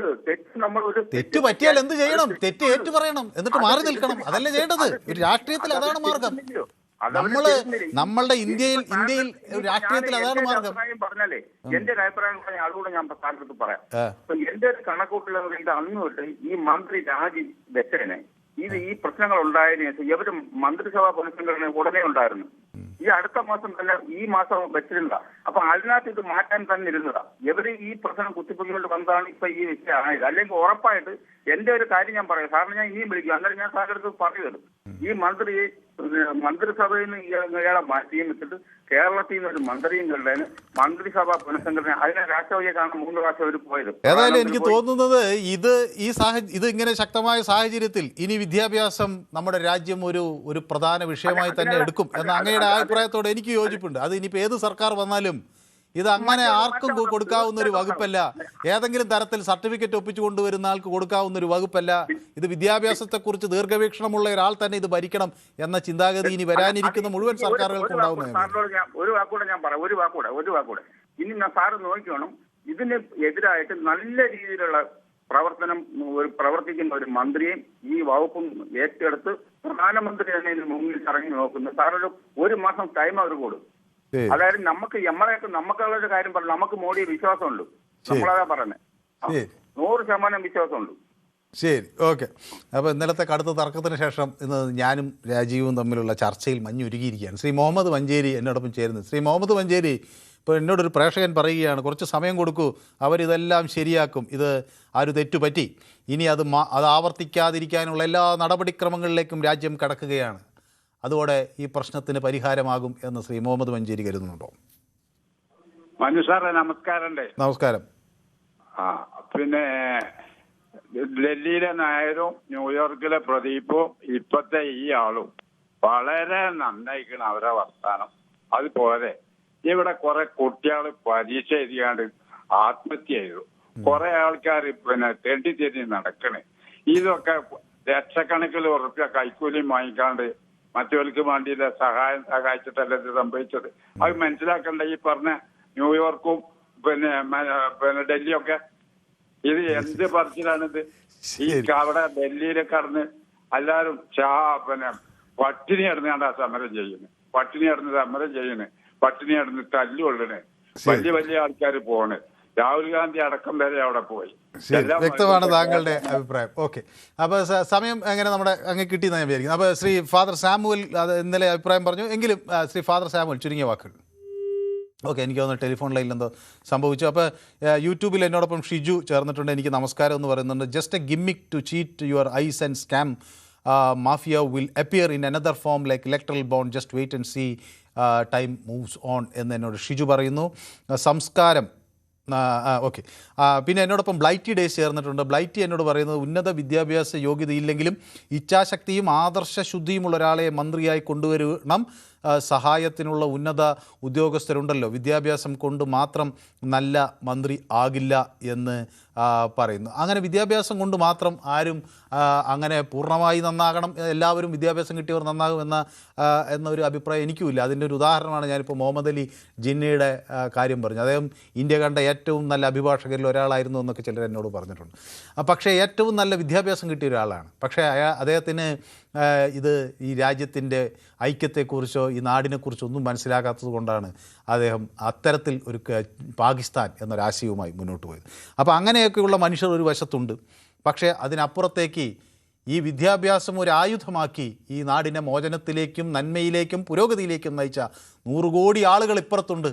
അത് കാണാതെ പോകരുത് എന്നാണ് എനിക്ക് പറയാനുള്ളത്. അപ്പോൾ ജയകുമാർ എന്നോടൊപ്പം ചേർന്നിട്ടുണ്ട്. കൃഷ്ണൻകുട്ടി നമസ്കാരം എന്ന് പറയുന്നുണ്ട്. അപ്പോൾ ശശിധരൻ പിള്ള ഞാൻ നോക്കായിരുന്നു എവിടെയെന്ന്. അപ്പോൾ today you are so cute എന്നാണ് പറയുന്നത്. ഓക്കെ, താങ്ക് യു ശശിധരൻ പിള്ളയെ കണ്ടില്ലെങ്കിൽ എനിക്ക് ആ കൂടി ഒരു പ്രയാസമാണ്. അപ്പോൾ പ്രമോദ് നാണു എനിക്ക് കാവ്യഹൃദയങ്ങൾ പതിവ് പോലെ അയക്കുന്നുണ്ട്. അപ്പോൾ നാക്കുകൊണ്ട് ഗൗബീനം ഉടിപ്പിക്കുന്ന പണിയാണ് കേന്ദ്രം ചെയ്യുന്നതെന്ന് ശ്രീ കൃഷ്ണൻകുട്ടി പരിഹസിക്കുന്നു. ഇപ്പോൾ കിഷോർ കോന്നി എന്നോട് പറയുന്നു, ഹായ് മനു എന്ന് പറയുന്നു. ഓക്കെ, ഹായ് കിഷോർ അവിടെ നിന്ന് കാണുന്നുണ്ടെന്നാണ് വിചാരിക്കുന്നത്. ഡൽഹി നായർക്ക് സുകുമാരൻ നായരെ അറിയാമെന്ന്. ഓക്കെ, അറിയായിരിക്കും, എനിക്കറിയില്ല അദ്ദേഹം കരയോഗത്തിലുണ്ടോന്ന്.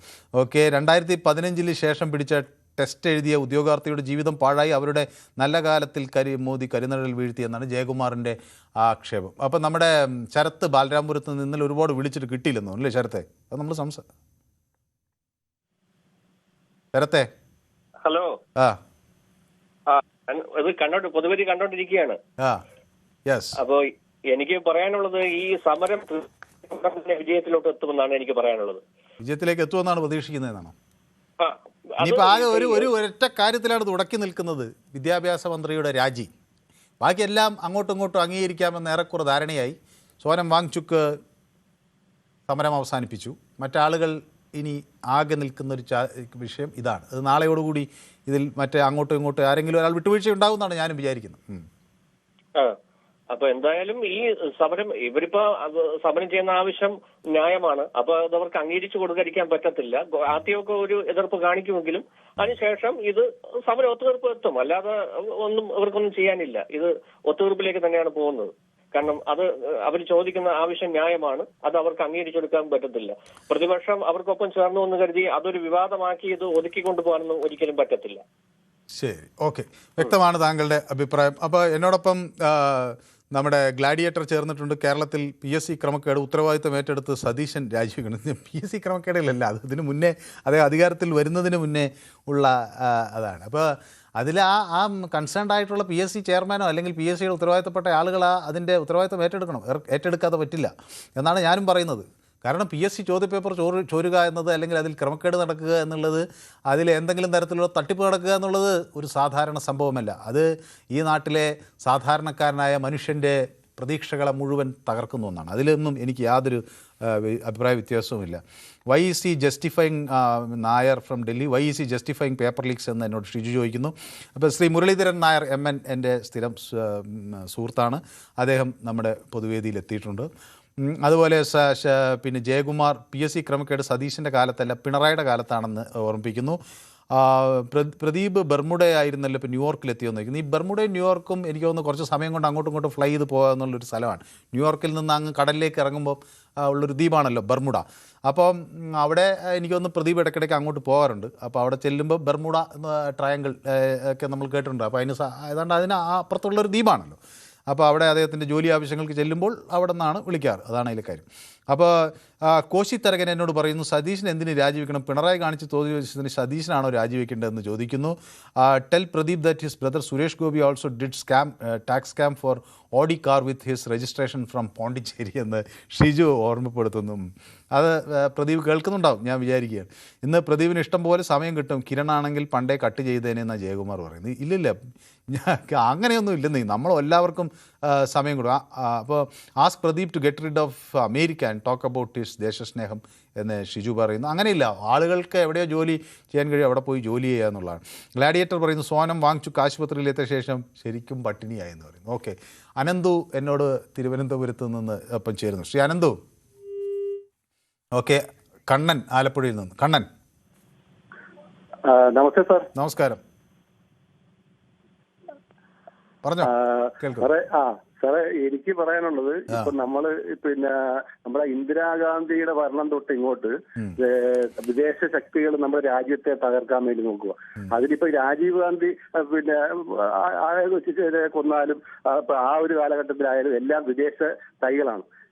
ഇപ്പൊ നമുക്കറിയാം, ഇപ്പൊ രാഹുൽ ഗാന്ധി ഇവിടുന്ന് കുറച്ച് കൂട്ടരൊക്കെ വിദേശത്ത് പോയി കുറെ നാള് ടെൻഡ് അടിച്ചത്. പക്ഷെ ഇങ്ങനെ ഒരു ഇത്തരം രാജ്യങ്ങൾക്ക് ഇത്തരം ഒരു പ്രശ്നങ്ങൾ ഉണ്ടാക്കാൻ വേണ്ടിയാണോ എന്നൊരു സംശയം എനിക്ക്. ആളുകൾ വിദേശത്തേക്ക് പോകുന്നത് അതിനൊക്കെയാണോ ശ്രീ റെജി? ഇത് അതൊക്കെ അന്വേഷിക്കണം സാർ, അന്വേഷിക്കണം. നമ്മുടെ പ്രധാനമന്ത്രി എത്രയോ രാജ്യങ്ങൾ സന്ദർശിക്കും, അതുകൊണ്ട് എന്തൊക്കെ നേട്ടങ്ങളാണ് നമുക്ക് ഉണ്ടാകുന്നത്? അത് ആളുകൾ പുറത്തു പോകുന്നതൊക്കെ ഇങ്ങനെ തെറ്റിദ്ധരിക്കാനാണെന്ന് ഞാൻ പറയുന്നത്. ഇപ്പൊ വന്ന നമുക്ക് പല കാര്യങ്ങളും വിദേശ അമേരിക്കൻ വിദേശ സെക്രട്ടറി നേരത്തെ ഒരു പ്രസ്താവന ഇറങ്ങിയായിരുന്നു. ഇവിടുത്തെ ചൈനയിലെ സവർണരും ഇവിടുത്തെ സവർണരും കൂടി ഇവിടെ അടിച്ചമർത്തുക. ഇവിടെ എവിടെയാ സാറേ സവർണർ അവർണർ? അങ്ങനെയാണെങ്കിൽ നേരത്തെ ഈ സവർണരെല്ലാം കൂടെ നോക്കിയിരുന്നെങ്കിൽ ഇവിടുത്തെ അവർണർ കാണുമായിരുന്നു. ഇവിടെ അങ്ങനെയൊന്നുമില്ല. ഇവിടെ നമ്മൾ രാജ്യസ്നേഹമാണ്. ഇപ്പം രാജ്യസ്നേഹം RSS എന്ന് പറഞ്ഞാൽ എല്ലാവരും എന്താ വിചാരിക്കും? ഞാനിപ്പോ ഒരു RSSകാരനല്ല, ഞാൻ ഇടതുപക്ഷം ചെയ്തത്. പക്ഷെ ആ രാഷ്ട്ര സ്വയം സേവാ സംഘം അത് ഇടതുപക്ഷത്തിലുണ്ട്, കോൺഗ്രസിലുണ്ട്, ഹിന്ദുവിനുണ്ട്, ക്രിസ്ത്യാനിലുണ്ട്, മുസൽമാനിലുണ്ട്. തെറ്റുപറ്റിയെന്ന് എനിക്ക് തോന്നുന്നുണ്ട്. CPM-കാരനാണെന്നൊക്കെയാ പറയുന്നത്. പക്ഷെ അത് അവർ കേട്ട സമ്മതിക്കുമെന്ന് എനിക്കറിയില്ല. രാജ്യസ്നേഹം എന്ന് പറയുമ്പോൾ എന്താ ഉദ്ദേശിക്കുന്നത് സാർ? എനിക്ക് മനസ്സിലായില്ല. രാജ്യസ്നേഹം, ഞാൻ RSSകാർ അതിലുണ്ടെന്ന് പറഞ്ഞെന്നാ ഞാൻ വിചാരിക്കട്ടെ. അത് രാഷ്ട്ര സ്വയം സേവാ സംഘ് എന്ന് പറഞ്ഞാൽ രാജ്യത്തെ സേവിക്കുന്നവൻ എല്ലാവരും RSSകാരാ. അത് CPM-കാരനോ കോൺഗ്രസ്സുകാരനോ മുസ്ലിംകാരനോ ക്രിസ്ത്യാനിനോ ഒന്നൊന്നുമില്ല. രാജ്യത്ത് സ്നേഹം, രാജ്യത്തിനെ കാത്തു സൂക്ഷിക്കുന്നവൻ. നമ്മൾക്കിവിടെ ജീവിക്കണം. അതുകൊണ്ട് വിദേശ ശക്തികൾ ഇതേപോലെ ശങ്കൂറ്റമായ ഒരു ഇങ്ങനെ ഞാൻ എല്ലാവരോടും ചോദിക്കുന്നത്, ഈ വിദേശ ശക്തികളുടെയൊക്കെ ആളുകളെ കൊണ്ടുപോയി നീര് കൊടുക്കുന്നു ഒരു കേന്ദ്രമന്ത്രി. ചർച്ച ചെയ്യുന്നു, ഇന്ന് വിളിച്ച് വീട്ടിലിരുത്തി, അതെ, വീട്ടിലേക്ക് അതെ, ഇതൊക്കെ ശരിയാണോ? അന്വേഷിക്കണം. ഞാൻ പറഞ്ഞു, നമ്മൾ ഒരു വീട്ടിൽ തന്നെ ചിലപ്പം കള്ളനുണ്ടാകാം. ആ അല്ല കള്ളന ഞാൻ പറയുന്നത് ഇന്നിപ്പോ കേന്ദ്രമന്ത്രിയെ ഈ പ്രശ്ന പരിഹാരത്തിന് JP നദ്ദ BJPയുടെ അധ്യക്ഷനൊക്കെ ആയിരുന്നല്ലോ. ഇത്രയും അറിവുള്ള ഒരാള് ഈ ദേശദ്രോഹികളെയും രാജ്യവിരുദ്ധ ശക്തികളുടെയും പ്രതിനിധികളെ എങ്ങനെ വിളിച്ചിരുത്തി ചർച്ച ചെയ്യാന്ന് പറഞ്ഞാൽ ഇതിൽ പരം ഒരു നാണക്കേടുണ്ടോ ശ്രീ കണ്ണൻ? അത് ഞാൻ പറഞ്ഞു, സാർ അന്വേഷിക്കണം. ഇത് നമുക്ക് നമ്മുടെ രാജ്യം. ശരി കണ്ണ, ശരി ഓക്കെ, ശരി കേട്ടു. ഞാൻ മറ്റൊരാളെ കാത്തിരിക്കുന്ന ഒരാൾ വന്നിട്ടുണ്ട്, ബാലകൃഷ്ണൻ വടകര. ശ്രീ ബാലകൃഷ്ണൻ വടകര ഇന്നലെ വിളിക്കുന്ന ഞാൻ വിചാരിച്ചു. സാർ നമസ്കാരം. നമസ്കാരം. സമരത്തില് സർക്കാർ അയച്ചിട്ടുണ്ടെങ്കിൽ അത് നല്ല കാര്യമാണ്. ഈ നീറ്റ് പരീക്ഷയിൽ ധാരാളം കുറ്റങ്ങൾ ഭരണത്തിന് പറ്റിയിട്ടുണ്ട്, വീഴ്ചകൾ. പക്ഷെ നമ്മൾ ഇതിൽ മനസ്സിലാക്കേണ്ട ഒരു കാര്യം എന്താ വെച്ചാൽ, എത്ര അഴഞ്ഞാളും വിദ്യാർത്ഥികളുമായിട്ട് സംസാരിച്ചാലും ശരിക്ക് അർഹരായ സമരം നടത്തുന്ന വിദ്യാർത്ഥികൾ ഇതൊക്കെ ചെയ്താൽ അവർ പിന്നോട്ട് പോകും. പക്ഷെ ഈ സമരം അയ്യാൻ സാധിക്കില്ല സാർ. സമരം ഇത് നീറ്റ് പരീക്ഷക്കെതിരായിട്ടല്ല സാർ. അങ്ങനെയാണെങ്കിൽ ഇവർ പാർലമെന്റിൽ ചർച്ച ചെയ്യാന്ന് പറഞ്ഞു. അവർ തയ്യാറല്ലല്ലോ. പിന്നെ ഈ വിദ്യാഭ്യാസ മന്ത്രി രാജിവെച്ചാലും അതിനൊരു പ്രശ്നമില്ല, രാജിവെക്കേണ്ടത് തന്നെയാണ്. അത് ധാർമ്മികമായ ഉത്തരവാദിത്വം തന്നെ ആയിരുന്നു. എന്താണ് മോഡി സർക്കാരിനും മോഡിജിക്കും സംഭവിച്ചതെന്ന് എനിക്കും മനസ്സിലാവുന്നില്ല. പക്ഷെ സത്യത്തിൽ ഇന്നലെ അദ്ദേഹം ഒരു ട്വീറ്റ് ഇറക്കി പറഞ്ഞല്ലോ, ഇതിന് വേണ്ട ഒരു ബില്ല് തന്നെ കൊണ്ടുവരുന്നു. ഇതിനു മുമ്പ് ഇതൊന്നും ഉണ്ടായിട്ടില്ലല്ലോ. അപ്പൊ ഇതുകൊണ്ട് എന്താണെന്ന് വെച്ചാൽ ഇവർക്ക് ആവശ്യം ഈ നീറ്റ് പരീക്ഷയല്ല, ഈ കോൺഗ്രസിന്റെ ഗതികേടൊന്ന് നോക്കിക്കോ. കോൺഗ്രസ് ഈ CJPനെ പിടിക്കേണ്ടി വന്നില്ലേ രാജ്യത്ത്? 22 വിദ്യാർത്ഥികൾ മരിച്ചെന്നാണ് കോൺഗ്രസ് പറയുന്നത്. കോൺഗ്രസ് എവിടെയായിരുന്നു ഇത്രയും ദിവസമായിട്ട്? പിന്നെ ഇടതുപക്ഷത്തിന്റെ നിലപാട്, അവർക്ക് അന്നം എവിടെ കിട്ടുമോ, എവിടെ പിടിവെള്ളി കിട്ടുമോ അവിടെയൊക്കെ പോയി കെട്ടിപ്പിടിച്ച് തൂങ്ങി നിൽക്കാനാണ് അവർ ആഗ്രഹിക്കുന്നത്. അവരെ നമുക്ക് അതിശയമില്ല, കാരണം അവർക്ക് നിലനിൽപ്പിന്റെ പ്രശ്നമാണ്. പക്ഷെ കോൺഗ്രസ് അങ്ങനെയാണോ? ഇന്ത്യ രാജ്യം 55 കൊല്ലം ഭരിച്ചു. ഇന്ത്യയിൽ എല്ലാ സ്റ്റേറ്റിലുമുള്ള ഒരു കോൺഗ്രസിന്റെ ഗതികേട് നമ്മൾ നോക്കണ്ടതല്ലേ? പിന്നെ ഈ ക്രമക്കേടുകളൊക്കെ നമ്മൾ വലിയതായി പറയുമ്പോൾ നമ്മൾ KC വേണുഗോപാലൊക്കെ, ഇപ്പൊ ഞാനൊരു ന്യൂസ് ചാനൽ 2 ദിവസം മുമ്പേ കേൾക്കുന്നുണ്ടായി, 12 വർഷമായ അദ്ദേഹം MLA പെൻഷൻ വാങ്ങിക്കൊണ്ടിരിക്കുകയാണ്. അത് ശരിയോ തെറ്റോ എന്ന് ഞാൻ അറിയില്ല. അങ്ങനെയാണെങ്കിൽ അതിനൊരു പിന്നെ ക്ലാരിഫിക്കേഷൻ വരുത്തണം അദ്ദേഹം. കാരണം എന്താ വെച്ചാൽ ന്യൂസ് ചാനലിൽ കൂടി കേട്ടിട്ടുണ്ട്, എന്നെ പോലത്തെ പലരും അത് വിശ്വസിച്ചിട്ടുണ്ട്. അദ്ദേഹം ഈ ക്രമക്കേടിനെതിരെയായിട്ടുള്ള രാജ്യാന്തര തലത്തിൽ പ്രതികരിക്കുമ്പോൾ അദ്ദേഹം നോക്കണം. പിന്നെ കേരളത്തിലെ PSC. അപ്പൊ അതുകൊണ്ട് ഇടതുപക്ഷം ഇതിലൊന്നും കൂടുന്നതിൽ ഒരു പ്രശ്നമില്ല. അവർക്ക് എവിടെയും കൂടെ അവർക്കൊരു നിലപാടുമില്ല. അവർക്കൊരു നിലനിൽപ്പിന്റെ പ്രശ്നമാണിപ്പോ. മുങ്ങിത്താവുന്നത് ഏത് കക്ഷി തിരുമ്പ് കിട്ടിയാലും പിടിക്കും. പക്ഷെ കോൺഗ്രസിന്റെ കാര്യം വലിയ കഷ്ടമാണ് സാർ. സമരം ഇതുകൊണ്ടൊന്നും അവസാനിക്കില്ല. സമരം മുന്നോട്ട് തന്നെ പോയിക്കൊണ്ടിരിക്കും. ഇവരുടെ ആവശ്യം പൂർണ്ണമായി അംഗീകരിച്ചു കൊടുത്താലും ഇവരുടെ അട്ടിമറി ശ്രമമാണ് ഉദ്ദേശിക്കുന്നത്. പക്ഷെ വീണ്ടും ഞാൻ ആവർത്തിക്കുകയാണ്, ഇത് നേപ്പാളല്ല, ഇത് ശ്രീലങ്കയല്ല, ഇത് നമ്മുടെ ബംഗ്ലാദേശ് അല്ല, ഇത് ഇന്ത്യ എന്ന മഹാരാജ്യമാണ്. ഇന്ത്യയിൽ ശക്തമായൊരു ഗവൺമെന്റ് ഉണ്ട്. പിന്നെ നേരിട്ടു എന്ന് പറഞ്ഞ് അക്രമം കാണിച്ചാൽ നേരിടേണ്ടി വരും സാർ. അപ്പൊ അതുകൊണ്ട് വിദ്യാർത്ഥികളുടെ കാര്യത്തിൽ ഞാൻ നേരിട്ടു എന്ന് പറയുമ്പോൾ അക്രമം കാണിച്ചവരെ മാത്രമേ നേരിട്ടുള്ളൂ. ഈ ചോദ്യപേപ്പർ ചോർത്തിയവൻ ആരെങ്കിലും എന്തെങ്കിലും ചെറിയ ഒരു നരച്ച മുടി പോയി എന്ന് പറഞ്ഞിട്ടെങ്കിലും ആശുപത്രി വന്നു? അല്ല, അവരെ കണ്ടു, അവരെ കണ്ടുപിടിക്കാനുള്ള എല്ലാ നിലപാട് സ്വീകരിക്കുന്ന അവരെ ജയിലിൽ കൊണ്ടിരുത്തിയെന്നല്ലേ ഉള്ളൂ. ഇവരെ അങ്ങനെയല്ലല്ലോ. ഈ ചോദ്യപേപ്പർ ചോർത്തിയവനെ 2 ഇടി കൊടുത്തിരുന്നെങ്കിൽ നമുക്ക് ഈ പറയാം, നിങ്ങൾ ഈ പറഞ്ഞത് അവിടെ ഇവിടെയൊക്കെ ചെയ്തു. അവിടെ ഒരുത്തരെ ഒന്നും ചെയ്തിട്ടില്ല. 150 ചോദ്യപേപ്പർ ചോർന്നല്ലോ. 1700ഓളം പ്രതികളുണ്ടല്ലോ. ഒരാളുടെ ഒരു നരച്ച രോമം പോലും പിഴുതെടുത്തതായിട്ട് എവിടെയും കണ്ടില്ല. അതുകൊണ്ട് ഞാൻ ചോദിച്ചത്. ശരി, അതായത് അങ്ങയുടെ നിലപാടിന്ന് എനിക്ക് സന്തോഷമുള്ളതാണ്. കാരണം ഒരു വ്യക്തിക്ക് അവനവൻ്റെ പാർട്ടിയേക്കാൾ അവനവൻ്റെ രാജ്യം തന്നെയാണ് പ്രധാനം. അതല്ല സാർ, നമ്മുടെ പ്രധാനമന്ത്രി നമുക്ക് ഉറപ്പ് തന്നില്ലേ അവരെ ശിക്ഷിക്കപ്പെടും. അവർ ശിക്ഷിക്കപ്പെട്ടില്ലേ? നമുക്ക് ജനഹിതമുണ്ടല്ലോ സാർ. ശരി, ജനഹിതം വരുന്നില്ലേ? ശരി, ഓക്കെ, വ്യക്തമാണ്. അങ്ങയുടെ നിലപാടിന്ന് വ്യക്തവും കൃത്യവുമാണ്. ഓക്കെ, അപ്പൊ എന്നോടൊപ്പം റെജി ചേരുന്നു ആലപ്പുഴയിൽ നിന്ന്. ശ്രീ റെജി. മനു, ഇതൊരു ജനാധിപത്യ രാജ്യമോ ജനാധിപത്യ സമ്പ്രദായമോ ഭരണത്തിൽ തെരഞ്ഞെടുക്കുന്നു. അപ്പം രാജ്യത്ത് പ്രക്ഷോഭങ്ങളുണ്ടാവും, സമരങ്ങളുണ്ടാവും, തീക്ഷ്ണമായ വിഷയങ്ങളുടെ അടിസ്ഥാനത്തിൽ ജനങ്ങൾ ഇറങ്ങും. ഇതൊക്കെ സ്വാഭാവിക നടപടികളാണ്. അത് ഭരിക്കുന്ന ആളുകൾ സംയമനത്തോടെ ആ പ്രശ്നത്തെ നേരിടുമ്പോഴാണ് ഭരണാധികാരികൾ നല്ലതെന്ന് നമുക്ക് പറയാനൊക്കുന്നത്. ഇപ്പം ആ കൊച്ചു പാർട്ടി പാറ്റാ പാർട്ടി എന്നും പറഞ്ഞ് തുടങ്ങിയതല്ലേ, അവരെ എന്തെല്ലാം പറഞ്ഞ് ആക്ഷേപിച്ചു. പക്ഷെ അവരുടെ ആക്ഷേപത്തിലും അവരുടെ സമരത്തിന് ആധാരമായ കാര്യത്തിലും ഗൗരവമുണ്ട് എന്ന് ഇന്ത്യൻ ജനത മനസ്സിലാക്കി. രാജ്യത്തെ ഏറ്റവും വലിയ പാർട്ടിയാണ്, രാജ്യത്തെ ലോകരാജ്യങ്ങളിൽ ഏറ്റവും വലിയ പാർട്ടി കോൺഗ്രസിന്റെ നേതാവ് പോലും ഇറങ്ങിയപ്പോൾ ഈ സമരത്തിന്റെ ഗതി മാറി. അപ്പൊ സമരത്തിന്റെ പിന്നിലിരിക്കുന്ന ആരോപണത്തിന് പിന്നിൽ ശക്തമായ സംശയങ്ങൾ ജനങ്ങൾക്കുണ്ട്. അതുപോലെ പ്രധാനമന്ത്രി തന്നെ പറഞ്ഞല്ലോ ഫാസ്റ്റ് ട്രാക്ക് കോടതിയൊക്കെ ഇളക്കിയിട്ടിരിക്കുകയെന്ന്. ഈ കോടതിയിലേക്ക് കയറ്റാൻ ഒരു വാദിയും പ്രതിയും വരണ്ടേ? അപ്പൊ ഒരു പ്രശ്നം ഉണ്ടായെങ്കിൽ മാത്രമേ അതിലേക്ക് കയറ്റാൻ പ്രതിയെ കിട്ടൂ. അപ്പൊ ആ പ്രതിസ്ഥാനത്ത് വരുന്ന ഉദ്യോഗസ്ഥരാണേലും മന്ത്രിയാണേലും അവരെ കണ്ടെത്തുക എന്ന് പറയുന്നത് ജനാധിപത്യ ഗവൺമെന്റുകൾക്ക് അല്ല വളരെ താല്പര്യപൂർവ്വം എടുത്ത് ചെയ്യേണ്ടതാണ്. അത് ജനങ്ങളെ ബോധ്യപ്പെടുത്തുക. പിന്നെ മറ്റൊരു കാര്യം കൂടെ പറഞ്ഞേക്കാം. ഈ 100 വർഷക്കാലം രാഷ്ട്രീയ പ്രവർത്തനം സൈലന്റായി നടത്തിയ RSS ബിജെപിക്കൊന്നും അത്രയും ഇല്ല. ഇതിന് ചരിത്രം പറയുമ്പോൾ സൈലന്റായി പ്രവർത്തിച്ചു വന്ന് ഡൽഹിയിൽ അധികാരം വെള്ളിത്തലയെ വെച്ച് നൽകുകയില്ലായിരുന്നു. അണ്ണാ ഹസാരെ കണക്കുള്ള ആളുകളുടെ പിന്നിൽ അണിനിരുന്നുകൊണ്ട് ഭരണം കൈപിടിച്ചെടുത്തതാന്നുള്ള ബോധത്തോടു കൂടി വേണം BJP-ക്കാരുടെ സംസാരവും കൊണ്ടുവരാൻ. രാജ്യങ്ങളിൽ ഉയർന്നു വരുന്ന പ്രക്ഷോഭ സമരങ്ങളിൽ പങ്കെടുത്ത് വിജയിക്കുന്ന ആളുകൾക്ക് ഒരു പക്ഷേങ്കിൽ ഗവൺമെന്റുകളൊക്കെ ഉണ്ടാകുക അത് സ്വാഭാവികമാണ്. അത് ഇന്ത്യയിൽ പ്രത്യേകിച്ച്. ശരി, അപ്പോൾ വ്യക്തമാണ് താങ്കളുടെ അഭിപ്രായം, കൃത്യവുമാണ്. ഓക്കെ, അപ്പോൾ സമയം ഇങ്ങനെ പോകുന്നതുകൊണ്ടാണ്. അപ്പോൾ പ്രസാദ് KV എന്നോട് പറയുന്നു CJP പറഞ്ഞ ഡിമാൻഡുകൾ മുഴുവൻ സർക്കാർ അംഗീകരിച്ചാലും ഈ പ്രതിഷേധം അവർ നിർത്തില്ല, അവരുടെ അജണ്ട മറ്റൊന്നാണ്, ഭരണമാറ്റം, അതിനുവേണ്ടിയാണ് ഈ കലാപാന്തരീക്ഷം സൃഷ്ടിക്കുന്നത് എന്ന് പറയുന്നു. ട്രംപിനെ കൊണ്ടുവന്ന് വിദ്യാഭ്യാസ മന്ത്രിയാക്കണം എന്ന് പരിഹസിക്കുന്നുണ്ട് നമ്മുടെ ജയകുമാർ. അപ്പോൾ ശരത് ബാലരാമപുരം പൊതുവേദി കണ്ട് കാര്യങ്ങളൊക്കെ പറഞ്ഞു. അപ്പോൾ അദ്ദേഹം അതിനിടയിൽ എനിക്ക് മെസ്സേജ് അയച്ചിരുന്നു. മനു ചുക്കെന്ന് പറയുമ്പോൾ രാജീവ് ചുക്കെന്ന് പറയുന്ന വല്ലാത്ത ചർച്ച, ചക്കെന്ന് പറയുമ്പോൾ ചുക്കെന്ന് പറയുന്ന വല്ലാത്ത ചർച്ച, ഇന്നത്തെ സമയം മുഴുവൻ. പിന്നെ ഓക്കെ, ശരി. രാഹുൽ രാജീവ് സമരം ഏറ്റെടുത്തു. മനം നൊന്ത് സോനം വാങ്ചുക്ക് സംഘിയായി, CJP വെട്ടിലായി എന്ന് ഗ്ലാഡിയേറ്റർ പറയുന്നു. പൊതുവേദിയിൽ നിന്ന് സംഘീവേദിയായോ എന്നോട് നമ്മുടെ ജയകുമാർ ചോദിക്കുന്നു. മൂല്യബോധമുള്ള ജനപ്രതിനിധികൾ നമുക്ക് ആവശ്യമായിരിക്കുന്നു. മൂല്യബോധമുള്ള നീതിബോധമില്ലാത്തവർക്ക് ഭരണകാര്യങ്ങൾ ശരിയായ രീതിയിൽ മനസ്സിലാക്കാനോ പ്രവർത്തിക്കാനോ കഴിയില്ല എന്ന് എന്നോട് ഡോക്ടർ MP മണി എന്നോടൊപ്പം ചേർന്നിട്ടുണ്ട്. ഡോക്ടർ MP മണി കുറേ ദിവസമായി പൊതുവേദിയിലൊരു പ്രതികരണം ഞാൻ കണ്ടില്ല. ഇതുപോലെ ഉള്ള പ്രശ്നങ്ങൾ വരുമ്പോൾ MP മണിയുടെ പ്രതികരണം വളരെ വളരെ ശ്രദ്ധേയമാണ്. ഏതായാലും മൂല്യബോധമുള്ള ജനപ്രതിനിധികൾ എന്ന ഒരു കാര്യം വളരെ വളരെ പ്രസക്തമാണ്. നീതിബോധം ഇല്ലാത്തവർക്ക് ഭരണകാര്യങ്ങൾ ശരിയായ രീതിയിൽ മനസ്സിലാക്കാനോ പ്രവർത്തിക്കാനോ കഴിയില്ല എന്ന ഡോക്ടർ MP മണിയുടെ ആ പ്രതികരണം അത് അങ്ങേയറ്റത്തെ കൃത്യതയുള്ളതാണ്. അപ്പോൾ ആകെ ചർച്ച 55 അതായത് 22 മിനിറ്റ് BJP-ക്കാർ അപഹരിച്ചു ഫലം എന്ന് എന്നോട് ശശിധരൻ പറയുന്നു. പ്രധാനമന്ത്രിയുടെ വീട്ടിൽ സമരത്തിന് പോയ മുഖ്യമന്ത്രിയുടെ വീട്ടിലേക്ക് യുവമോർച്ച സമരം, അത് കൊള്ളാം എന്നാണ് ശക്തിമാൻ്റെ സന്തോഷം. SKC ശ്രീമതി സൗമ്യയാണ്, അവരെന്നോടൊപ്പം ചേർന്നിട്ടുണ്ട്. Nowadays you skip my comments എന്നാണ് പറയുന്നത്. നെവർ.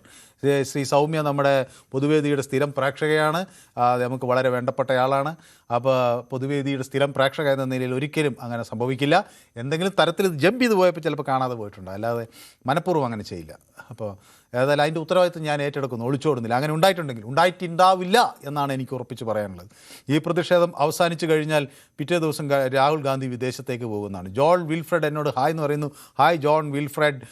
പ്രധാനമന്ത്രി രാജിവെച്ചാൽ മതിയെന്ന് ജയകുമാർ ചോദിക്കുന്നു. നിറയെ ചുവന്ന പൂക്കൾ എനിക്ക് ഷിജു അയക്കുന്നു. നന്ദകുമാർ P എന്നോട് പറയുന്നു PSC ചെയർമാൻ്റെ രാജ്യം അനിവാര്യമല്ലേ, സാമൂഹ്യനീതി ഇവിടെയും വേണ്ടേ എന്നാണ് പറയുന്നത്. വേണം എന്ന് തന്നെയാണ് എനിക്കും പറയാനുള്ളത്.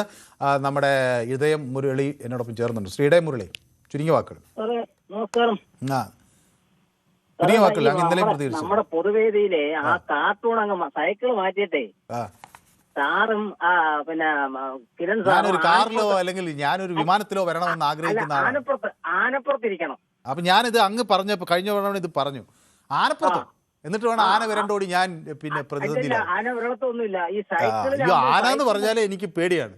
കാരണം ഞാൻ സൈക്കിൾ കഷ്ടപ്പെടുന്നതിന്റെ പ്രതീകമാണ് സൈക്കിള്. അപ്പം ഞാനിത് പിന്നെ ഇത് ഉണ്ടാക്കിയ ഒരാളോട് ചോദിച്ചു, ഇങ്ങനെ പൊതുവേദിയിലെ പല പ്രേക്ഷകരും ഞാൻ സൈക്കിളിൽ പോകുന്നതിനോട് ഭയങ്കര വിയോജിപ്പുണ്ടെന്ന്.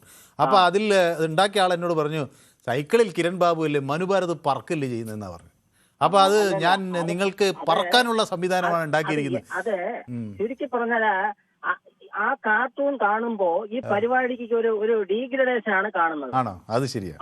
അതിനകത്ത് കാര്യം എന്ന് പറഞ്ഞാൽ വൈകിട്ടൊക്കെ നടക്കുന്ന പൊതു ചർച്ചകളെക്കാട്ടിയും ശക്തമായ രീതിയിൽ അഭിപ്രായങ്ങൾ പലരും ഇതിൽ പറയുന്നുണ്ട്. പക്ഷേ ആ കാർട്ടൂൺ കൊണ്ട് അത് വളരെ ഡിമാക്കി കളയുക.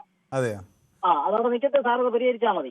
അപ്പൊ ഞാനത് അങ്ങ് പറഞ്ഞ വശം കൂടി വെച്ചിട്ട് ഇവിടെ പറയുന്നത് ആളുകൾ കേൾക്കുന്നുണ്ട്, ഇവിടെ എല്ലാവരും അങ്ങ് പറയുന്നത് കേൾക്കുന്നുണ്ട്. ഓക്കെ, ശരി. അപ്പോ ഈ നീറ്റ് അത് അങ്ങ് ഇന്നലെ പ്രതികരിച്ചത് അത് തന്നെയായിരിക്കും അല്ലേ?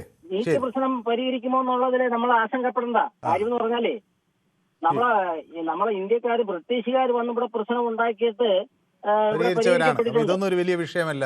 ഇതൊന്നും വലിയ വിഷയമല്ല.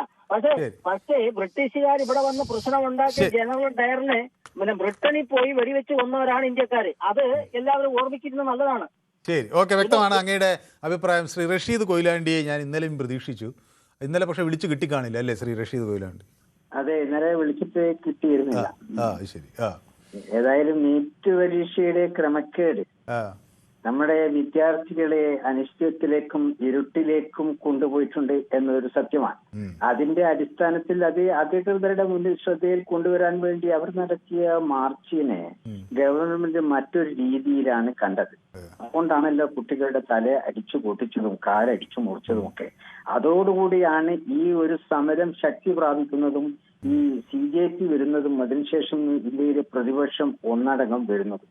ഇപ്പോൾ ചർച്ചകളിലൂടെ നമുക്ക് മനസ്സിലാവുന്നത് ഇവരുടെ ന്യായമായ ആവശ്യം വകവെച്ചു കൊടുക്കുന്ന രീതിയിലേക്കാണ് വരുന്നത് എന്നാൽ ഇന്നത്തെ ചർച്ച 3 ആവശ്യങ്ങൾ ഉന്നയിച്ചതിൽ 2 ആവശ്യം അംഗീകരിക്കുകയും ഒരാവശ്യത്തിന് നാളെ ഉച്ചവരെ സമയം ഗവൺമെന്റ് ചോദിക്കുകയും ചെയ്തു എന്നാണ് മനസ്സിലാക്കുന്നത്. അത് നമ്മുടെ വിദ്യാഭ്യാസ മന്ത്രിക്ക് പറ്റിയ പരാജയമുണ്ടല്ലോ, ആ പരാജയത്തിൽ അദ്ദേഹം രാജിവെക്കേണ്ടതാണ്. അതാണ് ഇപ്പോഴത്തെ അവസാനത്തെ ഇവരുടെ ആവശ്യം. ആ ആവശ്യത്തോട് ഗവൺമെന്റ് ഏത് നിലയിലാണോ കാണുന്നത്. അത് മാത്രമല്ല, നീറ്റ് പരീക്ഷയിൽ കുറ്റം ചെയ്ത കുറ്റവാളികളെ, അത് ഉദ്യോഗസ്ഥന്മാരായാലും രാഷ്ട്രീയ നേതാക്കന്മാരായാലും അതിന് പിന്നിൽ പ്രവർത്തിച്ചവരാരായാലും അവർക്ക് അർഹമായ ശിക്ഷ കൊടുക്കുകയും ഈ ഒരു വ്യക്തമാണ്. അപ്പൊ അങ്ങയുടെ നിലപാട് കൃത്യമാണ്. ഓക്കെ, സമയം അങ്ങനെ അതിക്രമിക്കുന്നത് കൊണ്ടാണ് നന്ദകുമാർ എന്നോടൊപ്പം ചേരുന്നു.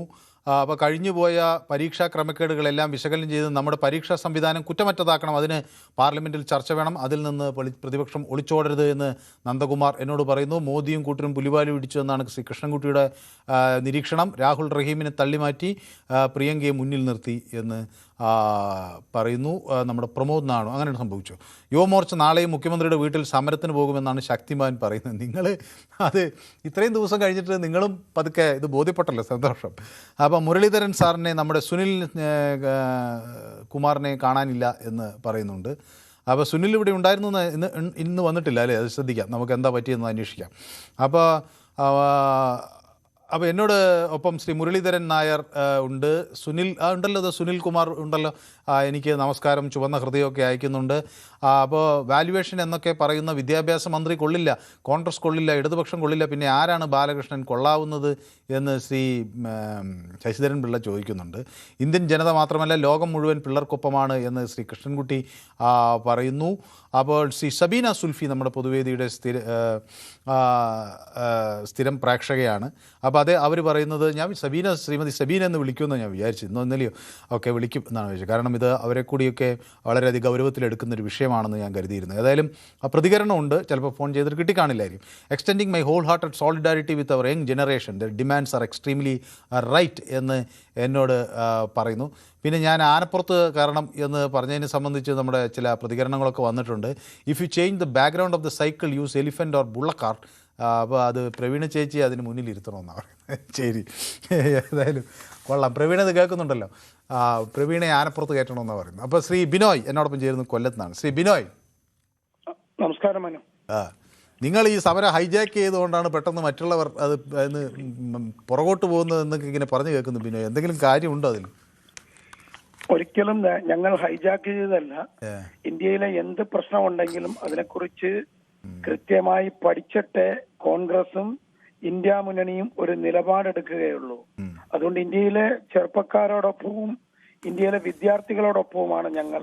കഴിഞ്ഞ ദിവസം രാഹുൽ ഗാന്ധിയെ അകാരണത്താൽ തല്ലുകയും ഇത് ഒരു രാജ്യത്ത്, ജനാധിപത്യ രാജ്യത്ത് നടക്കുന്നതാണ് പ്രതിഷേധം. പക്ഷെ രാഹുൽ ഗാന്ധിയെ ഇപ്പൊ ടാർഗറ്റ് ചെയ്യുന്ന ഒരു സംഭവമായി മാറിയത് കൊണ്ടാണ് BJPയും അതുപോലെ തന്നെ കേന്ദ്ര ഗവൺമെന്റ് ഒരുപോലെ ഈ സമരം ഒത്തുതീർപ്പാക്കാൻ നടക്കുന്നത്. ആദ്യമൊക്കെ BJP വിചാരിച്ചു, കേന്ദ്ര ഗവൺമെന്റ് വിചാരിച്ചു ഒരു 5 പാറ്റകൾ 10 പാറ്റകൾ അവിടെ വന്ന് നിന്നിട്ട് അങ്ങ് പോകുന്നു. ജന്തർ മന്ദറിൽ നിന്നും പുറത്തേക്ക് ഈ സമരം വരികയും രാഹുൽ ഗാന്ധിയും കോൺഗ്രസും ഇന്ത്യ മുന്നണിയും ഇടപെട്ടതോടുകൂടി കന്യാകുമാരി മുതൽ കാശ്മീർ വരെ ഓരോ ചെറുപ്പക്കാർക്കും ഓരോ വിദ്യാർത്ഥികൾക്കും ഈ സമരത്തിന്റെ വാല്യൂ, ഈ സമരത്തിന്റെ സീരിയസ്നെസ് മനസ്സിലാക്കി.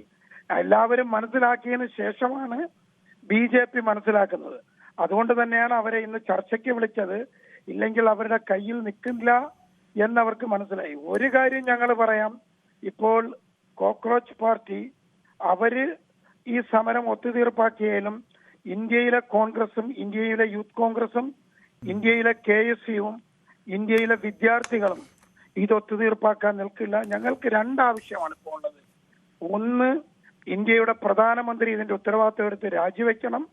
രണ്ട്, ക്രിമിനലായ, ഇന്ന് രാഹുൽ ഗാന്ധി കുറച്ചു മുമ്പ് പറഞ്ഞു കഴിഞ്ഞു, ധർമ്മേന്ദ്ര പ്രധാൻ എന്നുള്ളത് ക്രിമിനൽ വിദ്യാഭ്യാസ മന്ത്രിയാണ് എന്ന് അദ്ദേഹത്തിന് അറിവ് കിട്ടി. അതുകൊണ്ട് ക്രിമിനൽ വിദ്യാഭ്യാസ മന്ത്രിയെ പുറത്താക്കണം. ഇന്ന് സമരക്കാരോട് JP നദ്ദയും സഹപ്രവർത്തകരും പറഞ്ഞിരിക്കും, ഞങ്ങൾക്ക് 24 മണിക്കൂർ ഇതാ. രണ്ട് കാര്യം അംഗീകരിച്ചു. ഒന്നെന്താ, 1 കോടി രൂപ നഷ്ടപരിഹാരം നൽകാമെന്നും മറ്റത് കേസ് പിൻവലിക്കാമെന്നും. പക്ഷേ ഞങ്ങളുടെയൊക്കെ കേസ് അവിടെ നിൽക്കട്ടെ. കോൺഗ്രസുകാർക്കും യൂത്ത് കോൺഗ്രസുകാർക്കൊക്കെ എതിരെ കേസെടുത്തിട്ടുണ്ട്. അതിലൊന്നും കാര്യമില്ല. ഞങ്ങളുടെ തീരുമാനം ഇപ്പൊ ഒന്നല്ല, രണ്ടായി മാറി. ധർമ്മേന്ദ്ര പ്രധാൻ, ഇന്ത്യയുടെ വിദ്യാഭ്യാസ മന്ത്രിയെ പ്രധാനമന്ത്രി പുറത്താക്കുക, അല്ലെങ്കിൽ രാജിവെക്കുക. ഇല്ലെങ്കിൽ ഇന്ത്യയുടെ പ്രധാനമന്ത്രിയും ധർമ്മേന്ദ്ര പ്രധാനും ഒരുപോലെ രാജിവെച്ച് പുറത്തു പോവുക. ഈ കോൺഗ്രസ് ഏറ്റെടുത്തു കഴിഞ്ഞു. കോക്രോച്ച് പാർട്ടി ഇതിന് തുടക്കം നൽകി. ഏതായാലും അങ്ങയുടെ നിലപാട് വ്യക്തമാണ്, അത് കോൺഗ്രസിന്റെ പൊതു നിലപാടാണ്. ഇപ്പൊ എന്നോടൊപ്പം നമ്മുടെ ശ്രീ രാധാകൃഷ്ണൻ ചാത്തന്നൂർ, അദ്ദേഹം നമ്മുടെ ടെലിഫോണിൽ ഉണ്ട്. അപ്പോൾ ശ്രീ രാധാകൃഷ്ണൻ ചാത്തന്നൂർ, ഈ സമര പ്രക്ഷോഭങ്ങളിൽ ഒടുവിൽ കേന്ദ്ര സർക്കാരും ഈ വിദ്യാർത്ഥി നേതാക്കളും തമ്മിലുള്ള ഒരു സമരസപ്പെടലിലേക്ക് അല്ലെങ്കിൽ പരസ്പരം വിട്ടുവീഴ്ചകളിലേക്ക് വന്ന് ഈ പ്രശ്നപരിഹാരത്തിലുള്ള സാധ്യതകൾ കാണുന്നുണ്ടോ?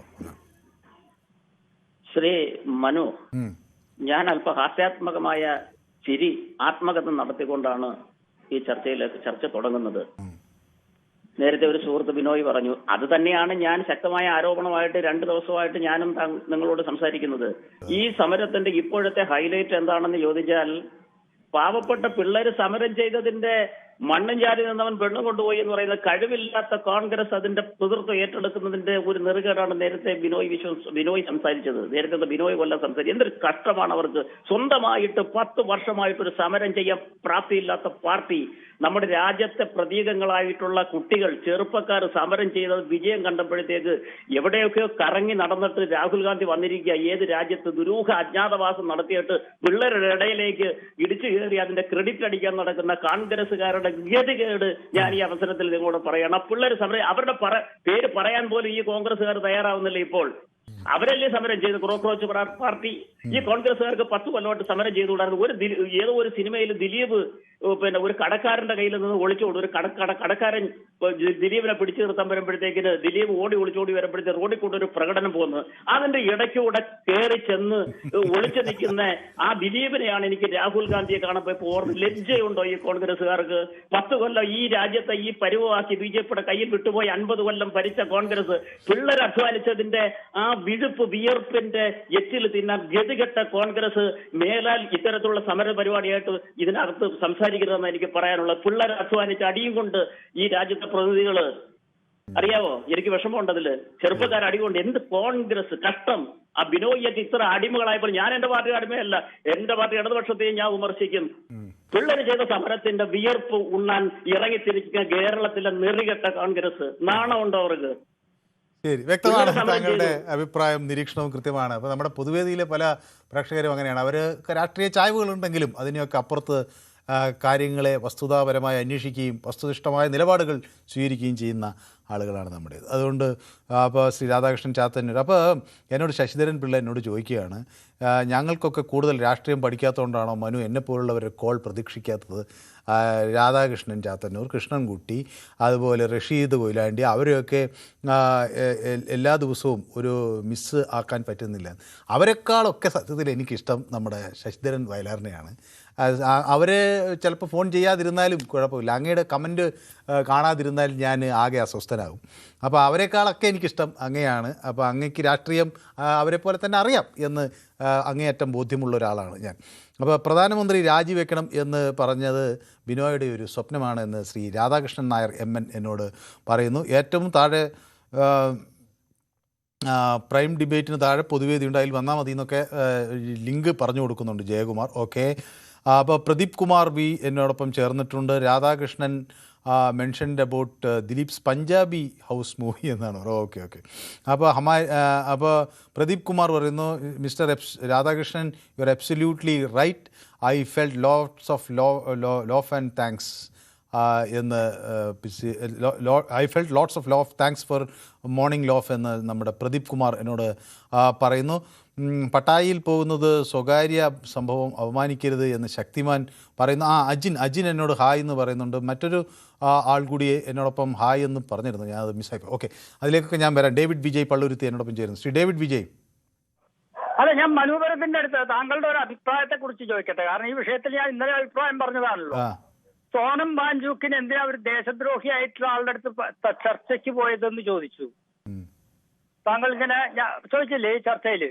ഞാൻ ചോദിച്ചു അല്ല, വേറൊരാൾ എന്നോട് പറഞ്ഞു ഇതൊക്കെ രാജ്യവിരുദ്ധരാണ്, സോനം വാങ്ചുക്ക് ഇങ്ങനത്തെ ആളാണ്. രാജ്യവിരുദ്ധരാണെന്ന് വെച്ചിട്ട് രാജ്യവിരുദ്ധത ചെയ്യുന്നവരുടെ അടുത്ത് നമുക്ക് ടിയാനൻമെൻ സ്ക്വയർ ചൈനയിൽ കാണിച്ചു കൂട്ട് മേത്തെ കൂടി എന്താണ് മറ്റേ പീരങ്കിയും മറ്റതൊക്കെ കൂടി ബുൾഡോസറും ഒക്കെ കയറ്റി കൊടുക്കാൻ ചൈനയല്ലോ. എങ്കിലേ ഈ വെള്ളമൊന്നും കൊടുക്കാൻ പോകണ്ടായിരുന്നു. രാജ്യവിരുദ്ധരായ ആളുകൾ അവിടെ പട്ടിയെടുക്കുകയാണെങ്കിൽ നമ്മൾ വെള്ളം കൊണ്ട് കൊടുക്കേണ്ട കാര്യമൊന്നുമില്ലല്ലോ. മര്യാദയില്ലേ? കാരണം അതിലൊരു മര്യാദ ഇല്ലെന്ന് ഞാൻ വിചാരിക്കുന്നത്. അതാ ഞാൻ പറഞ്ഞത്, ഓപ്പറേഷൻ സിന്ദൂർ 20 പേരുടെ ജീവൻ എടുത്തതിനുള്ള മറുപടി ആയിരുന്നില്ലേ? അതേപോലെ 20 പേര് ഇവിടെയും പോയിട്ടിരിക്കുകയാണ്. അപ്പോൾ അത് രാജ്യത്തിന്റെ അപകടമാണെന്ന് മനസ്സിലാക്കിയാണ്. ഞാൻ ഒന്നുകൂടി പറഞ്ഞോട്ടെ, ഇന്നൊരു അന്യായമായ ഡിമാൻഡ് ഇവൻ വച്ചിട്ടുണ്ട്. ആത്മഹത്യ ചെയ്ത കുട്ടികള് 1 കോടി രൂപ കൊടുക്കണമെന്നും പറഞ്ഞുകൊണ്ട്. ഇത് എവിടത്തെ ന്യായം? അത് കുട്ടികളോട് അതൊക്കെ വളർത്തുദോഷം എന്ന് പറയും. ഞാൻ ഇന്നലെ പറഞ്ഞില്ല, ദുഃഖാർത്തരായി മരിച്ച ആ കുഞ്ഞുങ്ങളോട് നമ്മൾ ഓരോരുത്തരും നമുക്ക് ഇത് നോക്കുമ്പോൾ നമുക്കൊരു പക്ഷേ ഇതൊക്കെ നേരിടാനുള്ള ധൈര്യം ഉണ്ടാകും. പക്ഷേ അല്ലല്ല, ധൈര്യം ഇല്ലെന്നല്ല, ഇത് വെറുതെ മാതാപിതാക്കൾ അന്യായമായ ഹോപ്പ് കൊടുത്ത് ഓരോ മനുഷ്യരുടെയും ജീവിതത്തിൽ അത് അങ്ങ് പറയുന്നതൊക്കെ എനിക്ക് മനസ്സിലായി. അവനവന്റെ മക്കളൊന്ന് മുന്നേറണമെന്ന് ആഗ്രഹിക്കാത്ത ഒരു അച്ഛനുണ്ടോ അമ്മയുണ്ടോ? ലോകത്ത് നമുക്ക് ഏറ്റവും വലുത് നമ്മുടെ കുഞ്ഞുങ്ങളല്ലേ. അവർ നന്നാവണമെന്ന് ആഗ്രഹിക്കുക, അല്ലെങ്കിൽ നല്ല നിലയിലെത്തണമെന്ന് ആഗ്രഹിക്കുക. അല്ലാതെ ചെറിയ തിരിച്ചടി വരുമ്പോഴേക്കും ആത്മഹത്യ ചെയ്യാൻ അതൊക്കെ ഞാൻ സംബന്ധിച്ചു. ആത്മഹത്യ ഒന്നിനും പരിഹാരമല്ല, അത് ശരിയായ ഒരു രീതിയുമല്ല. പക്ഷേ നിരാലംബരായ മനുഷ്യർ ആത്മഹത്യ ചെയ്തെങ്കിൽ ഇനി അവരെ നമുക്ക് കുറ്റപ്പെടുത്തുന്നതിൽ അർത്ഥമില്ല. ശ്രീ ഡേവിഡ് വിജയ്, അവരെ ഇനി ആരും അങ്ങനെ ചെയ്യാതിരിക്കട്ടെ എന്നാണ്. രക്ഷിതാക്കൾ രണ്ടെണ്ണം പറഞ്ഞു കൊടുക്കണം. ഇപ്പൊ നിനക്ക് ഇപ്പൊ നക്കിയില്ലെങ്കിൽ അടുത്ത നീറ്റിൽ നമുക്ക് എടുക്കാം. നീറ്റ് പരീക്ഷ എഴുതിയാൽ അല്ലെങ്കിൽ നീറ്റ് പരീക്ഷ എഴുതിയാൽ കിട്ടുന്നതിൻ്റെക്കാളൊക്കെ എത്രയോ ആളുകൾ ഇന്ത്യയിൽ സക്സസ്ഫുൾ ആകുന്നുണ്ട്. അതിനേക്കാളൊക്കെ ഉയരത്തിലൊക്കെ വരുന്നുണ്ട്. പക്ഷെ അതല്ല ഇവിടുത്തെ വിഷയം. ഒരു കാര്യം കൂടി പറഞ്ഞോട്ടെ. മെഡിക്കൽ കോളേജിന്റെ പടി കണ്ടിട്ടില്ലാത്ത ലൂയിസ് പാസ്റ്ററാണ് പേപ്പട്ടി വിഷം കണ്ടുപിടിച്ചത്. അദ്ദേഹം എവിടെ, ഏത് മെഡിക്കൽ കോളേജിൽ പോയിട്ടാ? അതുകൊണ്ട് ജീവിതത്തിൽ ഒരു ലക്ഷ്യബോധം വേണം. അതല്ലാതെ ഈ ആത്മഹത്യ ചെയ്തതിന് 1 കോടി രൂപ കൊടുക്കണം എന്നൊക്കെ പറയുന്നത് ഇറ്റ് ഈസ് നോൺസെൻസ് എന്ന് ഞാൻ പറയുള്ളൂ. എന്തെങ്കിലും എക്സസ് പറഞ്ഞു പോയാൽ ക്ഷമിക്കണം. താങ്കൾ അത് പറയുന്ന ന്യായം. ഞങ്ങളൊക്കെ മക്കളെ വളർത്തിയിട്ടുള്ളതാ. ഓക്കെ, വ്യക്തമാണ് താങ്കളുടെ അഭിപ്രായം. ഓക്കെ, സമയം ഇങ്ങനെ അതിക്രമിക്കുന്നത് കൊണ്ടാണ് ശ്രീ ഡേവിഡ് വിജയുടെ പഠിക്കുന്നതിൻ്റെ കഷ്ടപ്പാട് അറിയാവുന്ന ആർക്കും അത്തരം അഴിമതിയെ ന്യായീകരിക്കാൻ കഴിയില്ല. ഇതിൽ രാഷ്ട്രീയം കലർത്തി വിഷയത്തിൻ്റെ ഗൗരവം കുറയ്ക്കരുത് എന്ന് എന്നോട് പറയുന്നു. ഡേവിഡ് വിജയിനെ പിന്തുണയ്ക്കുകയാണ് നമ്മുടെ മുരളീധരൻ നായർ MN. അതുപോലെ പെഹൽഗാം ആക്രമണത്തിൽ ഈ നടന്മാരുടെയും മക്കളും ഒന്നും വാ തുറന്ന് കണ്ടില്ല എന്ന് സുനിൽകുമാർ പറയുന്നു. അവരെല്ലാം പ്രതികരിച്ചു എന്നാണ് ഞാൻ വിചാരിക്കുന്നത് കേട്ടോ. പ്രതികരിക്കേണ്ടതാണ്. കാരണം അവിടെയും 20 പേർ മരിച്ചപ്പോൾ 140 കോടി മനുഷ്യർ അപകടത്തിലാണ് എന്ന് നമ്മൾ തിരിച്ചറിഞ്ഞൊരു നിമിഷമാണ്. അപ്പോൾ ഈ മരിക്കുന്ന ആളുകൾ 1 or 2 ആകുമ്പോഴും അത് ഈ നാടിനെ മുഴുവൻ ഗ്രസിക്കുന്ന ഒരു പ്രശ്നമാണെന്ന് പല ഘട്ടത്തിൽ നമ്മൾ തിരിച്ചറിഞ്ഞിട്ടുണ്ട്. അപ്പോൾ ഇത് support need students don't support the anti national movement എന്ന് എന്നോട് അനന്തു പ്രസാദ് പറയുന്നു. ഇന്ത്യയിലെ പ്രതിപക്ഷ നേതാവുണ്ടായിരുന്ന ഓക്കെ. അപ്പോൾ ശ്രീകൃഷ്ണൻകുട്ടി മണിമല എന്നോടൊപ്പം ചേരുന്നു. ശ്രീകൃഷ്ണൻകുട്ടി മണിമല, നമസ്കാരം. നമ്മളിപ്പോ സംസാരിച്ചു കഴിഞ്ഞാൽ നമ്മളൊക്കെ രാജ്യദ്രോഹിയായി പോകും. അതാണ് ഇപ്പോഴത്തെ ഒരു അവസ്ഥ. ഇത് ആഴ്ചകൾക്ക് മുമ്പ് പൊട്ടിപ്പുറപ്പെട്ട ഈ വിഷയം മണിക്കൂറുകൾക്ക് മുമ്പ് മാത്രമാണ് കോൺഗ്രസ് ഏറ്റെടുത്തത്. മുമ്പ് പറഞ്ഞ നമ്മുടെ ബിനോയ് എന്ന് പറയുന്ന നമ്മുടെ സുഹൃത്തിനോട് പറയാനുള്ളത്, മണിക്കൂറുകൾക്ക് മുമ്പ് മാത്രം കോൺഗ്രസ് ഇതിനകത്ത് ഇടപെട്ടു. എന്നിട്ട് അവർ വന്ന് നാടകം കളിക്കുന്നു, മീഡിയ അറ്റൻഷൻ നേടുന്നു. അതൊക്കെ ശരിയാണ്. പക്ഷേ എന്തുകൊണ്ട് തുടക്കം മുതലേ കോൺഗ്രസ് കൂടെ ഉണ്ടായില്ല? അദ്ദേഹം പറയുന്നത് പഠിക്കുകയായിരുന്നാ പറഞ്ഞു. എവിടെ പോയാ പഠിച്ചത്? അപ്പൊ രാഹുൽ ഗാന്ധി പോയ സ്ഥലത്തിന്റെ എന്തോ പേര് പറഞ്ഞില്ല, അവിടെ പോയിരുന്ന് പഠിക്കുകയായിരുന്നോ? ഇങ്ങനൊന്നും പറയാൻ പാടില്ല. ഒരു പ്രശ്നം ഉണ്ടായി കഴിയുമ്പോൾ തുടക്കത്തിൽ തന്നെ കൂടെ നിൽക്കണമായിരുന്നു. എങ്കിൽ ഇത്രയും നാൾ ഒരുപക്ഷെ ഇത് മുന്നോട്ട് പോകേണ്ടി വരില്ലായിരുന്നു. പിന്നെ പറയാനുള്ള കാര്യം, ഈ ചർച്ചയ്ക്ക് രാജ്യദ്രോഹികൾ എന്ന് പറയുന്ന ആൾക്കാരെ എന്തിനായി സർക്കാർ വിളിച്ചത്? അതിന്റെ അർത്ഥം അവർ രാജ്യദ്രോഹികളൊന്നും അല്ല. രാജ്യദ്രോഹികള് ഈ കുട്ടികളുടെ വിഷമങ്ങൾക്കും ആത്മഹത്യയൊക്കെ കാരണക്കാരായ ആൾക്കാർ തന്നെയാണ് രാജ്യദ്രോഹികൾ, വേറെ ആരുമല്ല. ഇപ്പൊ നോക്കൂ, ഈ പറഞ്ഞ കുട്ടികൾക്കൊക്കെ മർദ്ദനമേറ്റതും ആ പെൺകുട്ടികൾക്ക് മർദ്ദനമേറ്റതും അവർക്ക് പുറത്തു പറയാൻ പാടില്ലാത്ത രീതിയിലുള്ള അവഹേളനങ്ങളും നടപടികളും പോലീസിന്റെ ഭാഗത്തു നിന്ന് ഉണ്ടായതിനെ പറ്റിയൊന്നും ഇതുവരെ വിളിച്ച് ആരും പറഞ്ഞില്ലല്ലോ. നമ്മുടെയൊക്കെ വീട്ടിലെ പിള്ളേരാണ് ഇങ്ങനെയൊക്കെ ചെയ്യുന്നതെങ്കിൽ നമ്മൾ സഹിക്കുവോ? അതിനെന്ത് നടപടി ഉണ്ടാവും? അതിന്റെ പേരിൽ അതിന്റെ വകുപ്പ് മന്ത്രിയെ പ്രോസിക്യൂട്ട് ചെയ്യേണ്ടതാണ്. ഒന്നാമത്തെ എന്റെ ഡിമാൻഡ് അതാ. ആഭ്യന്തരമന്ത്രിയെ പ്രോസിക്യൂട്ട് ചെയ്യണം ഇങ്ങനെ പോലീസിനെ അടിച്ചുവിട്ടതിന്. എന്ന് മാത്രമല്ല, പോലീസ് ഡിപ്പാർട്ട്മെന്റില് പോലീസുകാരല്ലാത്തവര്, സംഘപരിവാറിന്റെ ഗുണ്ടകള് പോലീസ് വേഷം ഇട്ട് ആൾക്കാരെ മർദ്ദിക്കുന്നു. അപ്പൊ ഈ സമയം അതിക്രമിക്കുന്നതുകൊണ്ടാണ് ഇത് വൈൻഡപ്പ് ചെയ്യുന്നതിന് മുമ്പ് സന്തോഷ ഒരു 2 വാക്കിൽ അങ്ങേക്ക് പറഞ്ഞ് അവസാനിപ്പിക്കാം. എനിക്ക് ആദ്യം പറയാനുള്ളത്, ഡേവിഡ് വിജയ് പറഞ്ഞത് തീർത്തും തെറ്റാണ്. കാരണം എന്താ വെച്ചാല് ഗവൺമെന്റിനെ തെറ്റുകൊണ്ടാണ് നീറ്റ് പരീക്ഷ ചോർച്ചയിൽ വന്നപ്പോഴാണ് കുട്ടികൾ ആത്മഹത്യ ചെയ്തത്. അല്ലാതെ കുട്ടികളുടെ ഒരു പ്രശ്നം കൊണ്ടല്ല അത് ആത്മഹത്യ ചെയ്യുന്നത്. ഡേവിഡ് വിജയ് പറയുന്നത് അത് തീർത്തും തെറ്റാണ്. ഇപ്പൊ ഈ കോൺഗ്രസ് ഏറ്റെടുത്തതെന്ന് വെച്ചാൽ ഇപ്പം ഈ സമയത്ത് ഏറ്റെടുത്തത് എനിക്ക് കോൺഗ്രസ് ചായവുള്ള ഒരാളാണെങ്കിലും ഇതൊരു തെറ്റാണ്. കാരണം മറ്റുള്ളവർ കഷ്ടപ്പെട്ടതിന്റെ ഒരു അന്നം ഒരു ഇറന്നു തിന്നുന്ന ഒരു അവസ്ഥയിലേക്ക് വന്നത് തീർത്തും തെറ്റാണ്. പിന്നെ രാഹുൽ ഗാന്ധിക്ക് അടി കിട്ടി എന്ന് പറയുന്നത് കുറച്ചൊക്കെ അടി കൊണ്ടിട്ട് എ.ഡി. തോമസ് ഒക്കെ അടി കൊണ്ടിട്ടുള്ള MLA ആയത്. കുറച്ചൊക്കെ ഒന്ന് കൊള്ളണം, വെറുതെ AC കാറിൽ നടന്നപ്പോഴാ.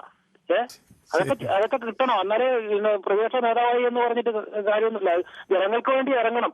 പിന്നെ ഈ ഒരു പ്രശ്നങ്ങൾ വരുന്നതിന് മുമ്പ് ഈ ഒരാഴ്ച 2 ആഴ്ചയല്ല വിദേശത്ത് പോയി ഇരുന്ന് കറങ്ങി ഇന്ത്യയുടെ കാര്യങ്ങൾ നോക്കണം. പ്രതിപക്ഷ നേതാവാകുമ്പോൾ ഇന്ത്യയുടെ കാര്യങ്ങൾ നോക്കണം. ഇന്ത്യയുടെ കാര്യങ്ങൾ നോക്കണം, പിന്നെ സ്വന്തം കാര്യങ്ങൾ നോക്കാൻ. അല്ല, ഇവരെല്ലാം പറഞ്ഞ പൊതുപ്രവർത്തകനാണ്, പൊതുസേവകനാണെന്നൊക്കെ. ശരി, അപ്പൊ നമ്മുടെ സമയം അതിക്രമിച്ചുകൊണ്ടാണ്. അപ്പൊ അങ്ങയുടെ അഭിപ്രായം കൃത്യമാണ്. അപ്പോൾ വിഷ്ണു എന്നോട് പറയുന്നത് CJPയുടെ ആവശ്യം BJP അംഗീകരിച്ചാൽ ഈ സമരം അവസാനിപ്പിക്കാൻ കോൺഗ്രസ് പാർട്ടി അനുവദിക്കില്ല, അവർ രാഷ്ട്രീയം കളിക്കാൻ വേണ്ടിയുള്ള ശ്രമമാണെന്നുള്ള ആരോപണം ആണ് അദ്ദേഹം ഉന്നയിക്കുന്നത്. ഡേവിഡ് വിജയെ നമ്മുടെ അഭിനന്ദിക്കുകയാണ്. ഡൊണാൾഡ് ഡക്ക്, രാഘവൻ നായരും എന്നോടൊപ്പം എത്തിയിട്ടുണ്ട്. ഇനി തോറ്റ കുട്ടികൾ ആത്മഹത്യ ചെയ്താൽ എന്തായിരിക്കും സ്ഥിതി എന്നാണ് അദ്ദേഹം എന്നോട് ചോദിക്കാൻ ഉദ്ദേശിച്ചെന്ന് തോന്നുന്നു. ഏതായാലും പകുതിയേ വന്നിട്ടുള്ളൂ. അപ്പോൾ super star is David Vijay എന്ന് എന്നോട് ഡൊണാൾഡ് ഡക്ക് പറയുന്നു. ഇന്നലെയും കൃഷ്ണൻകുട്ടി ഇത് തന്നെയല്ലേ പറഞ്ഞെന്ന് ജയകുമാർ ചോദിക്കുന്നു. അപ്പോൾ എന്നോടൊപ്പം നമ്മുടെ ശ്രീ ശശിധരൻ പറഞ്ഞ് ഇന്ത്യയിലെ പ്രതിപക്ഷ നേതൃത്വം ഉണ്ടായിരുന്നു, അതിനെക്കുറിച്ചൊക്കെ പറയുന്നുണ്ട്. ഓക്കെ, അപ്പോൾ ഇതിങ്ങനെ ജമ്പ് ചെയ്ത് പോയതുകൊണ്ടാണ്. അപ്പോൾ ഈ വിഷയം ഞാൻ യൂട്യൂബിലും പ്രേക്ഷകർക്ക് മുന്നിൽ ചർച്ചയ്ക്ക് വെച്ചിരുന്നു. ഞാൻ പ്രധാനമായ ആളുകളോട് ചോദിച്ചൊരു ചോദ്യം, പുതിയൊരു നിയമം വരുന്നു എന്ന് പ്രധാനമന്ത്രി പറഞ്ഞൊരു സാഹചര്യത്തിൽ അത് ഈ ക്രമക്കേടുകളെ തടയുമോ എന്ന് പറയുമ്പോൾ 39% ആളുകൾക്കേ പ്രതീക്ഷയുള്ളൂ, 61% ആളുകൾക്ക് പ്രതീക്ഷയില്ല. അങ്ങനെ അതൊന്നും തീരില്ല എന്നാണ് പറയുന്നത്. അപ്പോൾ ആനന്ദ് എന്നോട് ചേരുന്നു. Good evening Manu. പേപ്പർ ചോർച്ചയിലുള്ള അഴിമതിയിൽ സൈകെട്ട് സമരം ചെയ്യുന്ന കുട്ടികളുടെ ഇടയിലേക്ക് രാഹുൽ ഗാന്ധി ഇറങ്ങിച്ചെല്ലുന്നു എന്ന് സമരത്തിൻ്റെ 21ാം ദിവസം എന്ന് ഓർമ്മപ്പെടുത്തുകയാണ്. അപ്പോൾ സന്തോഷ് കാസർഗോഡിനെ പിന്തുണയ്ക്കുന്നു നന്ദകുമാർ പി. ഏതായാലും പ്രതിഷേധക്കാരും കേന്ദ്ര സർക്കാരും ഒരു മേശയ്ക്ക് മുന്നിൽ എത്തി ചർച്ചയ്ക്കിരിക്കുന്നു എന്നത് തന്നെ ഒരു പ്രതീക്ഷ നൽകുന്ന ഒരു മുന്നേറ്റമാണ്. ജനാധിപത്യത്തിൽ അഭിപ്രായ വ്യത്യാസങ്ങൾ സ്വാഭാവികമാണ്, എന്നാൽ അത് പരിഹരിക്കാനുള്ള വഴി സംഭാഷണമാണ്. ആ സംഭാഷണം ആത്മാർത്ഥതയോടെയും പരസ്പര വിശ്വാസത്തോടെയും മുന്നോട്ട് പോകണം എന്നാണ് നമ്മളെപ്പോഴും മനസ്സിലാക്കിയിട്ടുള്ളത്. ഇനി ഇതിൽ ഏറ്റവും വലിയൊരു ഉത്തരവാദിത്വം കേന്ദ്ര സർക്കാരിനാണ്. കുറ്റക്കാർക്കെതിരെ മാതൃകാപരമായ ശിക്ഷാ നടപടികൾ സ്വീകരിക്കുക മാത്രമല്ല, രാജ്യത്തെ യുവജനങ്ങളുടെ നഷ്ടപ്പെട്ട വിശ്വാസം തിരിച്ചു നേടുകയും വേണം. അതിന് വാഗ്ദാനങ്ങൾ മാത്രം പോരാ, സുതാര്യമായ അന്വേഷണം വേണം, സമയബന്ധിതമായ നിയമ നടപടികൾ വേണം, പരീക്ഷാ സംവിധാനത്തിൽ ശാശ്വതമായ പരിഷ്കാരങ്ങളും വേണം. രാജ്യത്തിൻ്റെ ഭാവി സുരക്ഷിതമാകണമെങ്കിൽ നമ്മുടെ യുവാക്കളുടെ പ്രതീക്ഷയ്ക്ക് നീതി ലഭിച്ചേ മതിയാകൂ. ഇന്നത്തെ പൊതുവേദി ഇവിടെ സമാപിക്കുകയാണ്. നാളെ മറ്റൊരു വിഷയമായി വീണ്ടും കാണാം. നന്ദി, നമസ്കാരം.